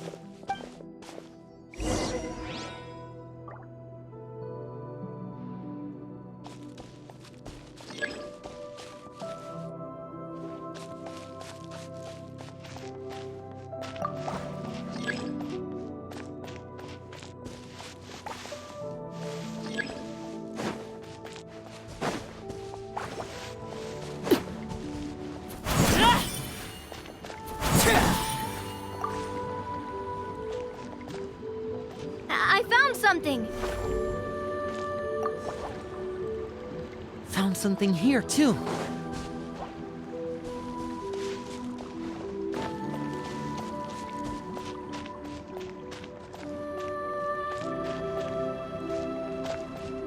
Same here!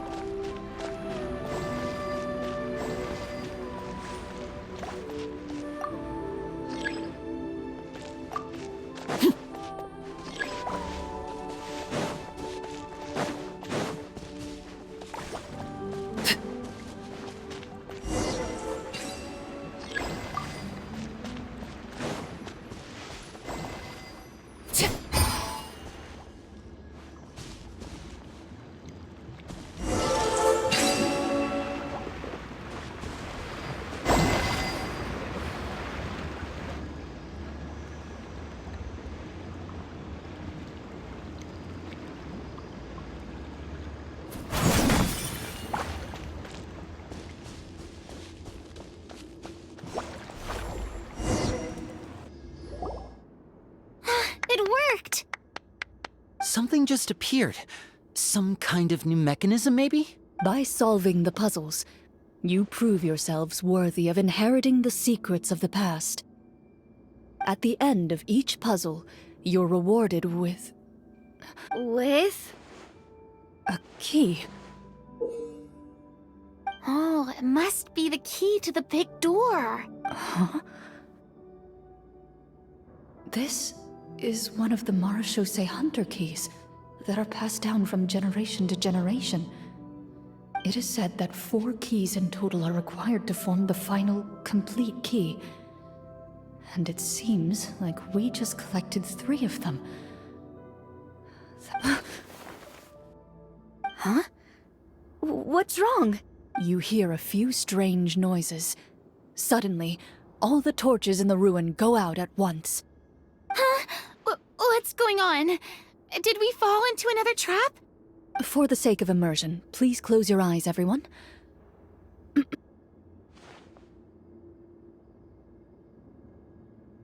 Paimon can still see a little bit over here. Oh, right, sorry. Suddenly, you hear the sound of footsteps pierce through the darkness. There's someone else here? Oh, this is so unsettling. I can't see anything. I've been discovered then. Wait, that voice, it's... You recognize the voice as belonging to the guard who led you to this place. It appears he now covets the treasure for himself. Oh, so this is just part of the script. Then I can probably relax. Well, if we can't see anything, that means we can't fight to the fullest of our abilities. Judging by the way he's holding his sword, he must be a real Marechaussee Hunter. But This isn't part of the script. Retreat? That's not the Hunter way. If it's dark for us, then it's dark for him. Your choice is noted. Please keep your eyes closed until I tell you the torches have been relit. This battle will be in the dark. You got it! Well then, let us begin.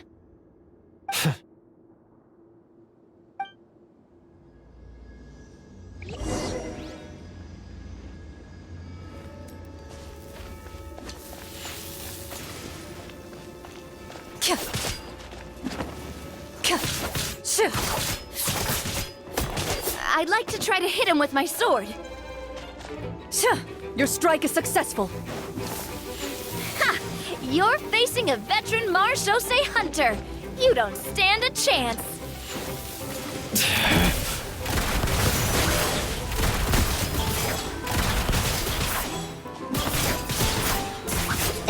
Is he still standing? Goodness, he sure has a lot of HP.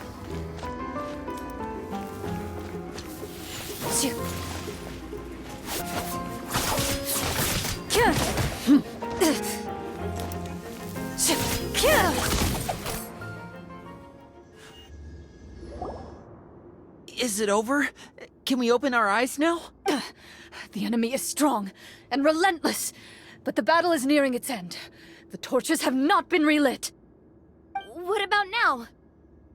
Final strike. Ha!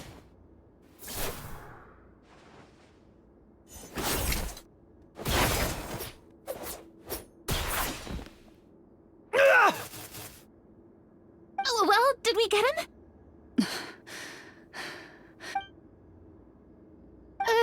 Clorinde? Warm fire flickers across the walls once more. Your vision is now clear. In an impressive display of courage, the four of you successfully defeat the uninvited guest. That look in his eyes. It's like he became an entirely different person as soon as I defeated him.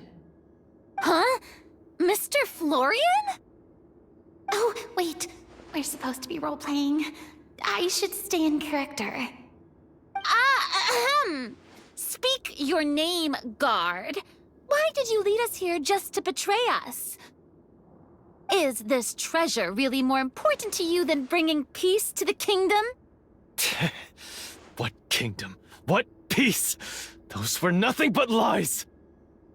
I, Florian, am a true Marechaussee hunter, descended from hunters of ages past. So he's also using his real name. Or, wait, was that the name of his character from the very beginning? Then I'm even more confused. If you truly are a Marechaussee hunter, shouldn't you want to help us just like you said before? Shouldn't we fight together for the sake of the people? What do you know? In this day and age, there's no glory to be had as a Marechaussee hunter. What's that supposed to mean? My skills were passed down to me by my father. We lived a life of obscurity in the remote wilderness. Still, he devoted everything he had to being a Marechaussee hunter. And what did he get in return? A life of poverty and pain, and a world that forgot all about him. When he died, not a single person came to mourn his passing. The Marechaussee hunters were the ones who saved this city, were heroes. We deserved more recognition and respect than this. Is he talking about how no one in the capital seems to remember the hunters and their legacy? I didn't expect the script to contain this level of social criticism. So that's why you want to take the treasure for yourself? You feel like you're owed fame and wealth? If you already knew where the treasure was located, why didn't you just come down here and take it? Because I still needed the final key. Only a true Marechaussee hunter is capable of passing through this final door. As someone who sought to hurt others for his own gain, Florian lost that right long ago. Okay, but what is this treasure anyway? We've got all the keys, right? So can we just go in and take a look? You're sure you want to go in? We've been talking about it for so long. Of course we want to see what's inside. And we've already defeated Florian, right? So he won't try to take it from us anymore. Pesky brats. Watch yourself. Then let's open the door together. All right.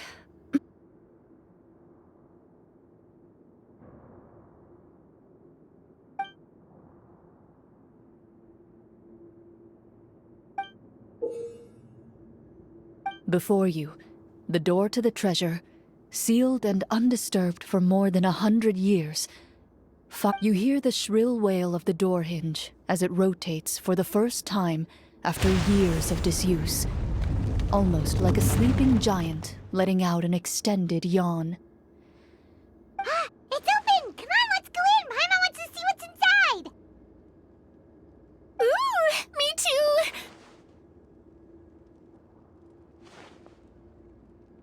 Ugh, uncovering hidden treasure is the most exciting part of adventuring. What do we have here? Uh-huh. A stone tablet? And some shabby weapons? You call this a treasure vault? Looks more like an abandoned warehouse! Maybe the troop ran out of budget at the end? They provided a super immersive experience at the beginning only to drop the ball at the most important part? They could have at least filled this place with cardboard Mora or something! Wait, I get it now. Paimon, this is the real Marashose Hunter treasure. This is it? The Marashose Hunter treasure is just a stone slab and some broken swords? I can't believe it. I refuse to believe it! Whoa, are you okay? The Marashose hunter before you appears to suffer a serious mental breakdown. He needs to leave the room for a moment to collect himself. One of you seems to understand the significance of the treasure already. If the rest of you wish to follow suit, you may remain here in the meantime and explore your surroundings.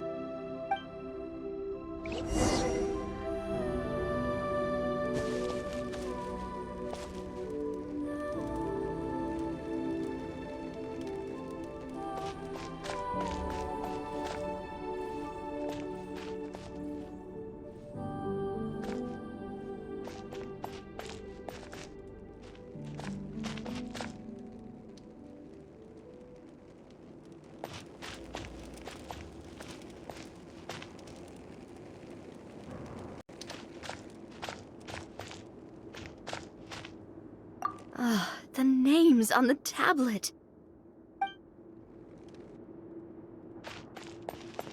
The old and broken weapons. Walter.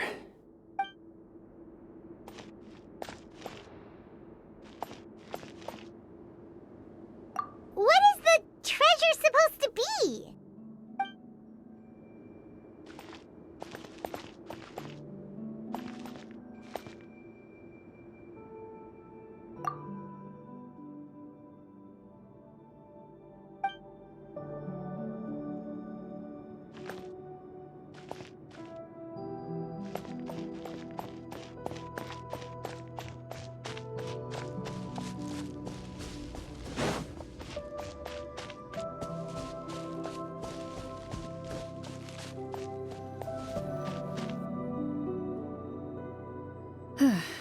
So, how are you doing? Feeling any better? What just happened? Do you remember how you got here? Or what happened to your body just now? I remember now. I brought you here because I wanted to...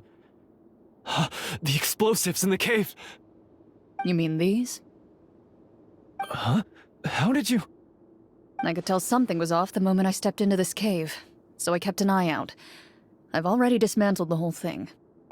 So the strongest champion duelist in all of Fontaine saved the day once again. Guess I shouldn't be surprised. I deserve some answers, don't you think? Tell me why you wanted to lure me here. Everything you said earlier sounded like the truth. Luckily, your monologue was dramatic enough to convince my friends you were just role-playing. I don't know. I just always felt like there was something in my heart that didn't belong to me. Something agitated and angry. Who knows? Maybe it was my own anger all along. The feelings about my father and the other Marechaussee hunters are real. It just wasn't fair. I was angry, bitter that no one remembered them or praised their accomplishments. I don't know when it started, but at some point, my anger came to completely consume me. At that point, I remembered the legend my father used to tell me.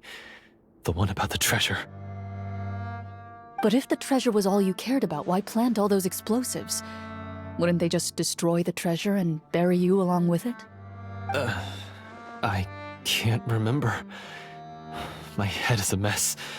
It felt like there was this voice telling me to eliminate the hunters, but now it's gone. From your description, I suspect you were dealing with a devorator. Devorator? Oh, your master... your father, I mean. Never talked about it? It was a kind of monster that was active several centuries ago. No, I've heard of it. I'm just not sure why you suddenly... Wait, it can't be. The seal! The seal? My family has served as Marechaussee hunters for many generations. But the title and swordsmanship weren't the only things passed down over our line. There was a seal as well. My father instructed me to always watch over that seal and maintain it regularly. He said it had been passed down over a truly ancient age, and protecting it was our clan's most important duty. But I neglected that duty after he died. I finally decided to come down and check on it one day, and that's where my memories become fuzzy. The Devorator would be a formidable adversary for any mortal being, even ones as capable as the Hunters. If you lacked the power to completely destroy it, you could easily fall prey to its influence and corruption. In light of this, some Marechaussee hunters chose to seal the Devorator away, in the hopes that a permanent solution would come with the passage of time. I heard it has the power to amplify the obsessions and desires in people's hearts, to the point where they overtake you entirely. It would seem I'm not just lacking in skill with a blade, but in mental fortitude as well. And yet, you were able to retrieve 3 of the 4 keys. If I remember correctly, each was entrusted to a respected and capable hunter. How did you manage it? One of them belonged to my father. The second I stole from a different hunter. And the third was one that I snatched while the person was on the way home from the tavern. I nearly died in that alley. I know just how strong you are. It's as clear as day to everyone in Fontaine. I observed you from dusk to dawn, but could never find any opportunity to sneak up on you.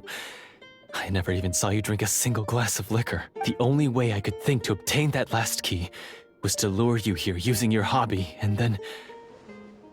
Oh, I get it now. That monster, it wanted to bury you here alongside the treasure.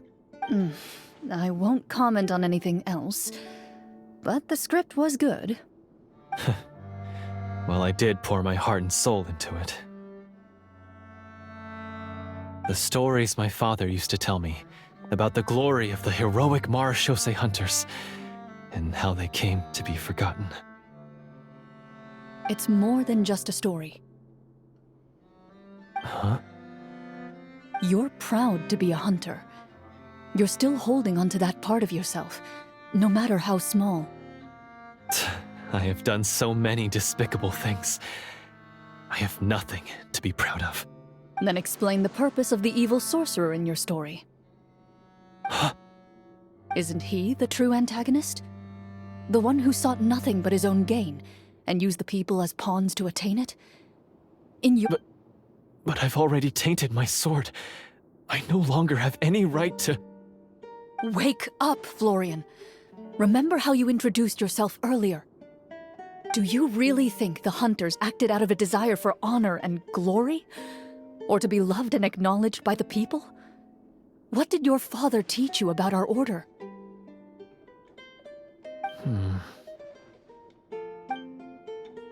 You do not wield your sword for yourself, but to protect those you serve. There's nothing special about a blade. It's the intentions of the wielder that matter above all else. Do you still not understand? Even after seeing the treasure for yourself? The contents of that room, they represent the true legacy the hunters left behind. You're right. I am a Marashose hunter. It's time for me to redeem, no, to finally serve the people I vowed to protect all along. I wouldn't be so quick to push aside the need for redemption. I know. That's a charge I won't bother to defend myself against. Good. Then, come with me, and help me see the script through to the end. Huh?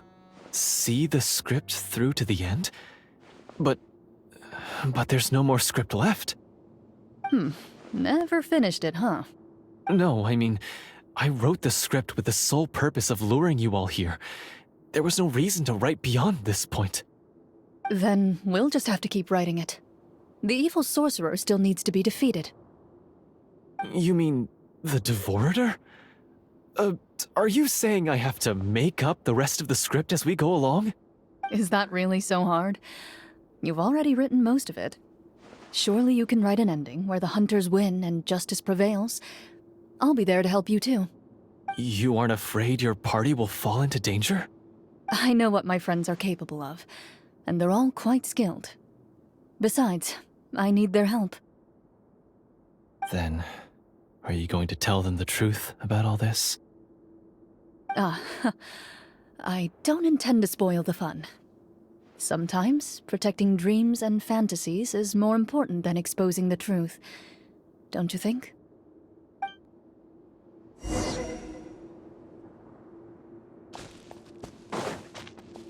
Loaded.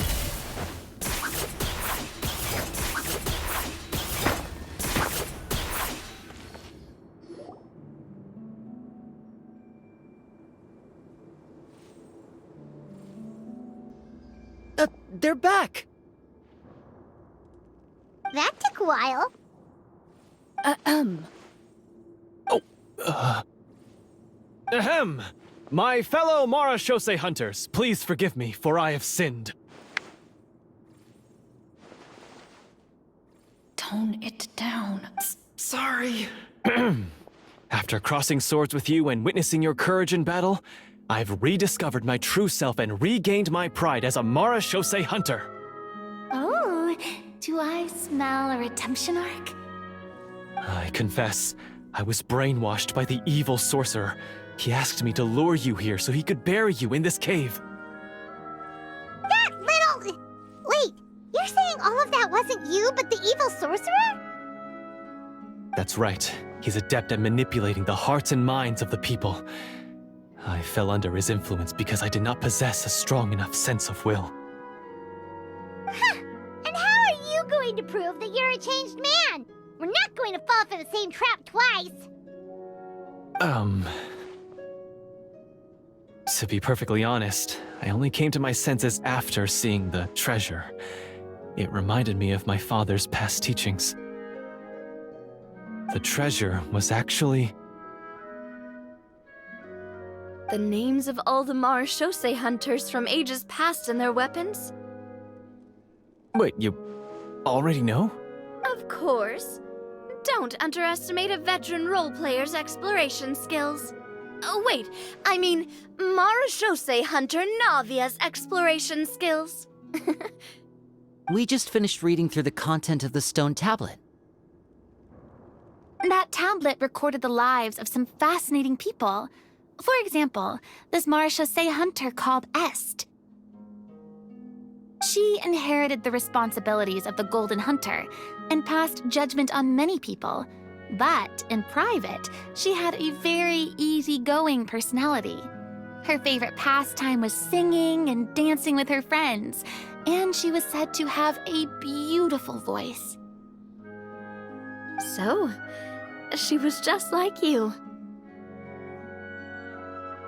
Oh, you really think so? Well, when you put it that way, I suppose I also have a few things in common with this Walter. Working as an executioner, he supposedly used a countless number of tricks to confound his enemies in battle. Oh, if only I could have seen the feats of magic he pulled off back then. Their lives were all so exciting. You could write so many cool books about their accomplishments. How could they have all been forgotten? Because they chose to be.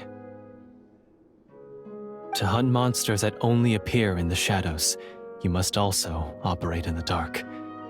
To be a marechaussee hunter is to willingly give up on wealth and fame.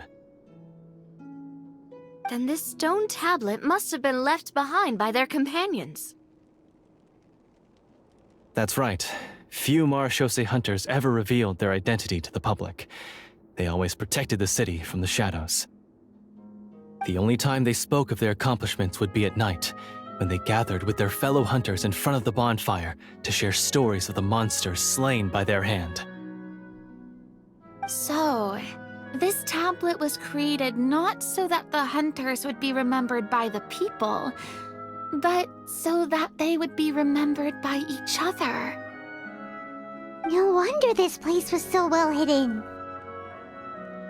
You regard the stone tablet in solemn silence. The names of your comrades etched onto its surface serve as a reminder that you are never truly alone. The tablet proves that, although a hunter walks a shrouded path, it is not a solitary one. There will always be those who walk beside you, a fact that remains as true today as in ages long past.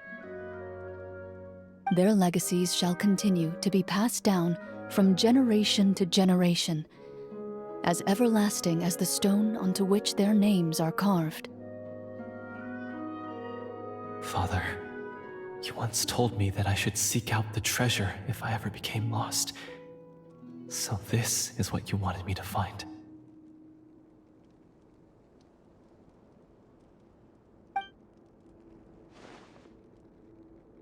Thank you, my friend. You are very kind. I implore you, everyone, please give me a chance to make up for all I've done. Allow me to fight alongside you and defeat the evil sorcerer that threatens the peace and prosperity of everyone in this kingdom. Well, I say we let you join. Sounds good to me too. Everyone makes mistakes. What matters is what you do to make up for them. I have no objections, but Mr. Florian, do you even know how to defeat the evil sorcerer?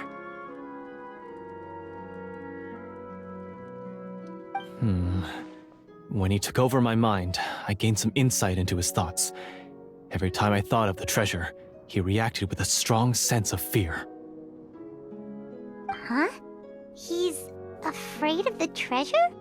But there's nothing here except some broken weapons and the stone tablet. What if the secret's hidden inside these weapons? GM, permission to investigate.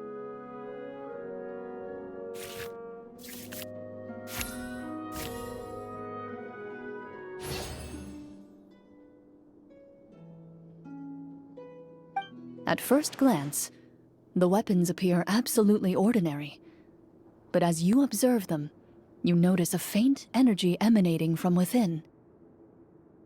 These blades have slain countless monsters.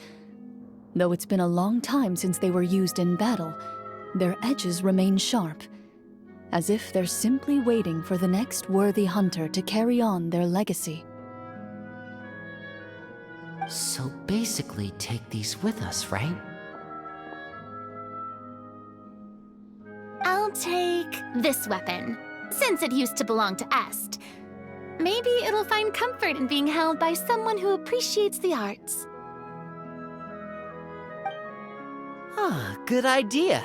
I'll take Mr. Walter's bow then, from one archer magician to another.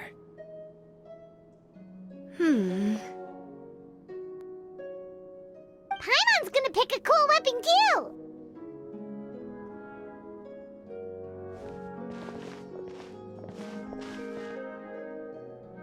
As you grip your weapons, you can almost feel the will of past hunters coursing through your being. It's a feeling of courage, determination, a silent vow passed down from generation to generation that says, eradicate the monsters, no matter the cost.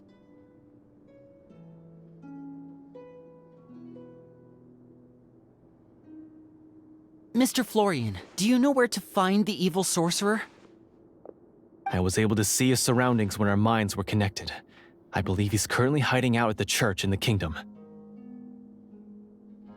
We must be extremely careful.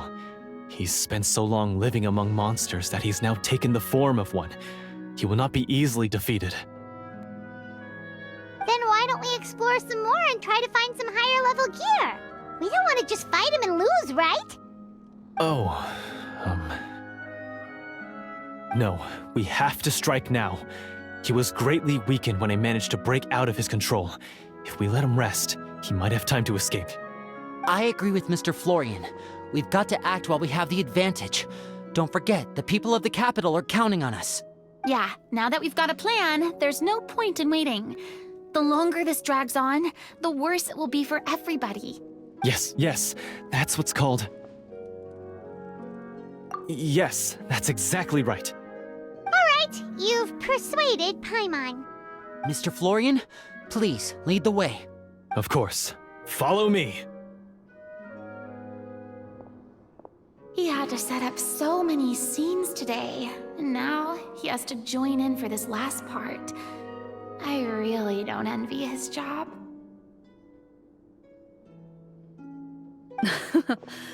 Finally, you decide to slay the evil sorcerer and bring peace back to the kingdom once and for all. As you walk away, you feel the gaze of the stone tablet at your back, as if all the hunters of the past are wishing you success in the battle ahead and awaiting your triumphant return.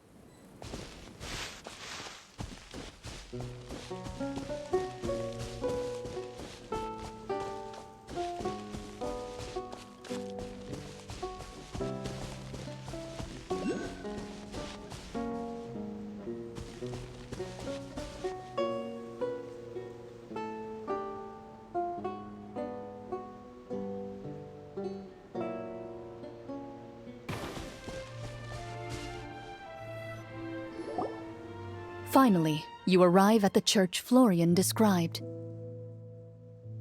As you approach, an ominous aura surrounds you. You get the sense that your enemy is close at hand. How strange. This uneasy feeling seems so real. How did they manage that? Now, it is time for the final battle. Let's go!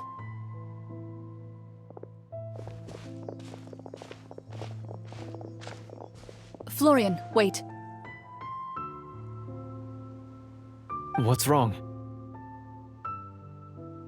I think you should wait outside. You've already been corrupted by the Devorator once. It could easily re-enter your mind and take control of your body. I don't think it's a good idea for you to be this close. If it corrupts you again, it's possible you might take on a new form entirely. That's exactly why I have to go. Why I should be at the very front. You mean... Yes. I intend to lure it into my body. That's too risky. If things get out of hand, I might have to kill you. Do you understand how dangerous this is? I understand, but if I do this, you'll have a clear and visible target. The Devorator will have a hard time passing up a chance to enter a body it knows how to control. You won't have to worry about any of your friends being taken over.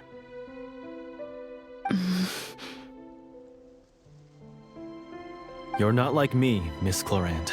You're a just and powerful Marechaussee hunter. The monster broke free due to my error.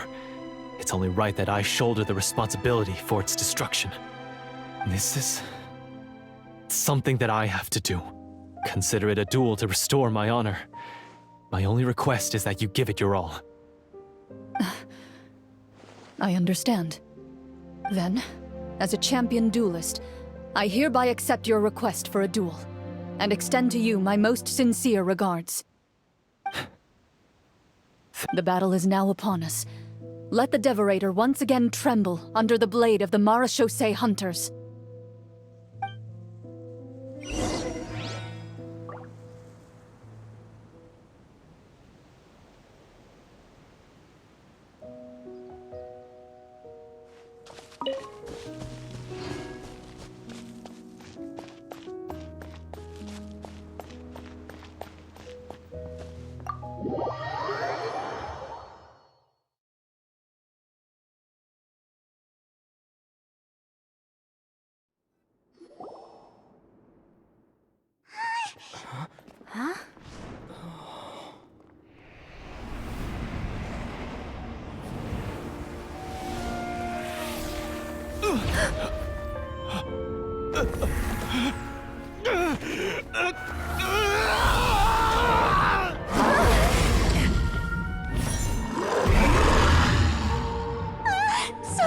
So lifelike!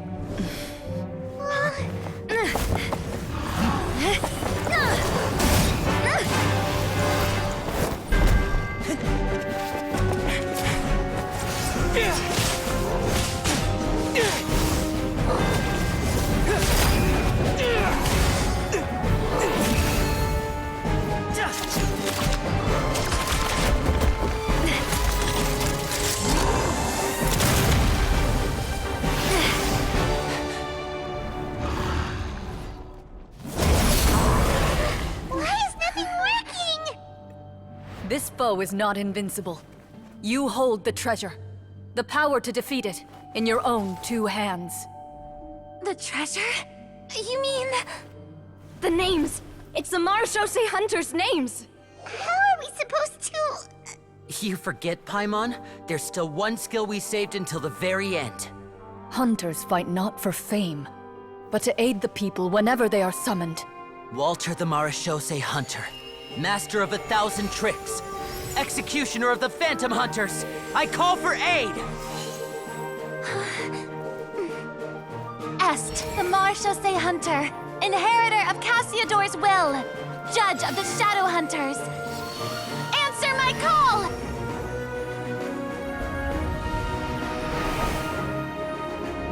Petronia, protector of justice and order. The hunter I respect the most. Thank you for saving my friend, the best one I'll ever know. Please, lend us your strength!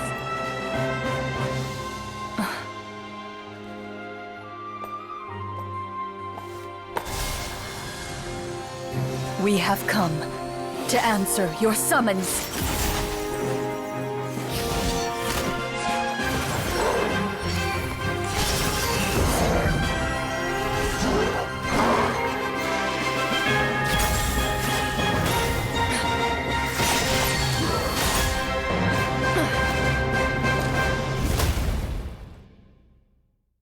And so, the monsters were eradicated, and the sorcerer was defeated. Peace soon returned to the capital. Those in the court, manipulated by the sorcerer, also recognized the errors of their ways. Some remembered the names of the heroes who saved their kingdom, but others simply continued their lives none the wiser. Such is the story of the Marechaussee Hunters. They pursue the phantoms in the darkness and exterminate all who pose a threat. They will always protect the city and those within it, even should all memory of their accomplishments be forgotten by the very people they serve. I'm assuming we've finally reached the end of the script. Yes, you've reached one of the better endings. It's a pretty solid story overall. I thought it was just an ordinary adventure at first, but the further we got into it, the more impressed I became with the production and the plot. That final battle especially. All the effects were super realistic. Oh, right. Yeah, totally. That's a really good point. I never expected the weapons we picked up from that vault would have that kind of effect. Yeah, mine nearly scared the daylights out of me when it started glowing. I took a good look at it after we got out, but I don't think it ever lit up again.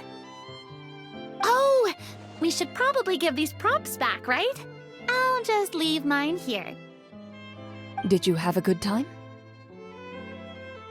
Of course. Let me know if another script like this comes around. Sure, no problem. Then I'll head back for now. I think I need some time to fully digest everything that just happened. Once Mr. Florian is awake, please pass on my regards to him. He must be extremely exhausted to have passed out cold like that. You're right. He's had a lot to deal with. Well, see you all some other time. Toodaloo!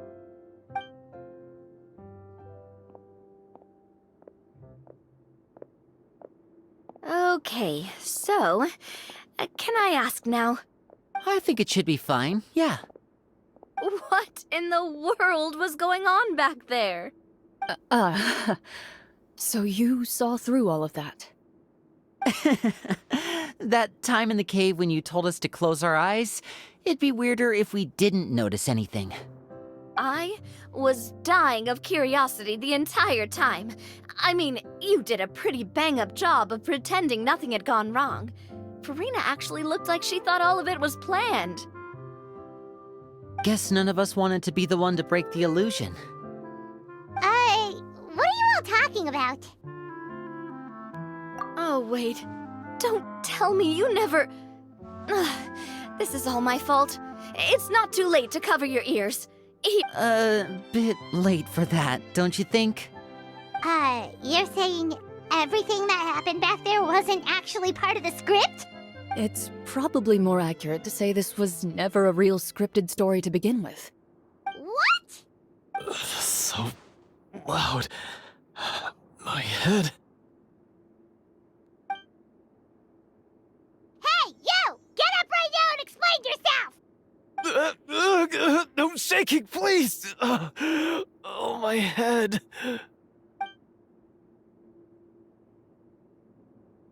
Did Paimon just hear that right?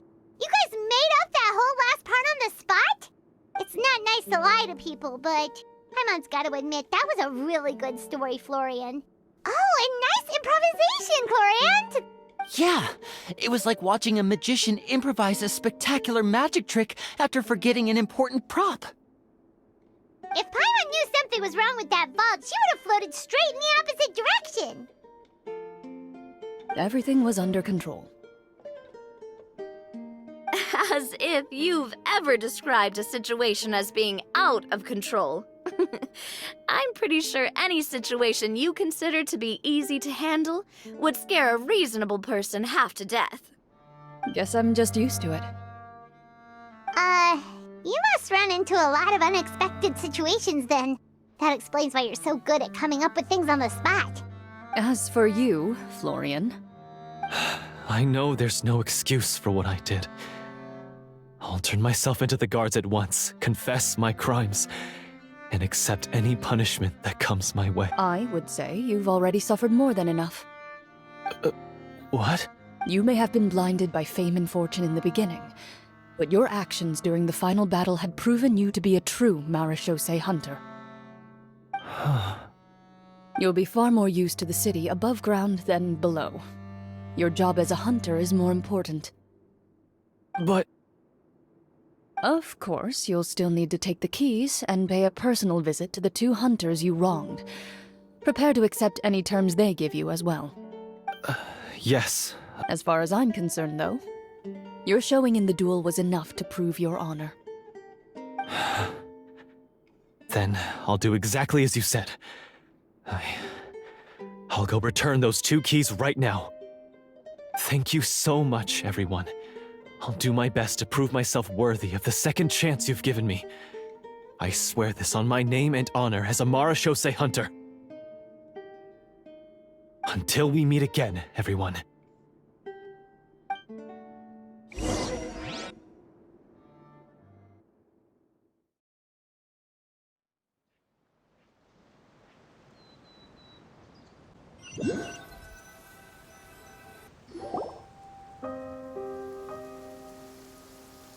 Speaking of Marashose hunters, what should we do about the treasure in that cave? Leave it be. Are you sure? We could show it to people, make it so that the hunters are remembered. Don't you want that? No. Every name on that tablet made the same choice. All hunters know what the path entails. I am no exception. My identity as a Marashose hunter is not something I need people to remember. I wish only to be recognized as a champion duelist, nothing more. That's certainly very different from the path of a magician. Still, I admire your decision. Wait! I just remembered something. If there were no special effects involved, why did our weapons begin to glow during the battle? That's because the Marashose hunters of ages past would often imbue their weapons with special enchantments to suppress the monsters. Whenever... Oh, so that's why they had an effect on that guy near the end. I really thought the summons were doing all the work. Well, I'm sure the summons were a part of it too. Oh? How so? This particular devorator probably hailed from the same era as the hunters we saw in the room. The names you recited all belonged to the bravest hunters. Countless monsters fell to their blades. That's likely why the devorator visibly reacted when you said them out loud. So the names held the power all along! Navia, everything you said during your summon. Huh? Oh, I meant what I said. I mean, it was true to my character, so yeah, I'm glad you heard it. Just don't make me repeat myself. It's embarrassing. I really appreciated those words. All right. Don't get all sentimental on me. Anyway, let's not talk about that anymore. I'm going to go on ahead. Don't fall too far behind now. She ran off! I should probably head back as well. This story was truly incredible. I might have to spend the whole night telling my siblings all about it. Goodbye.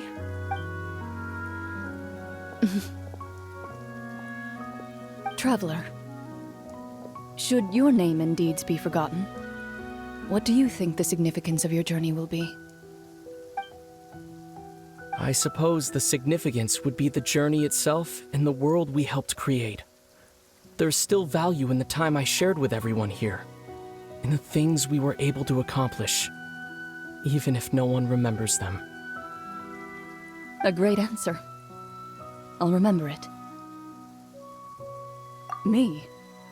The Marashose hunter says nothing in response to that question. Perhaps her answer lies in her silence, an unspoken vow left to echo through the night. The path she walks needs no explanation.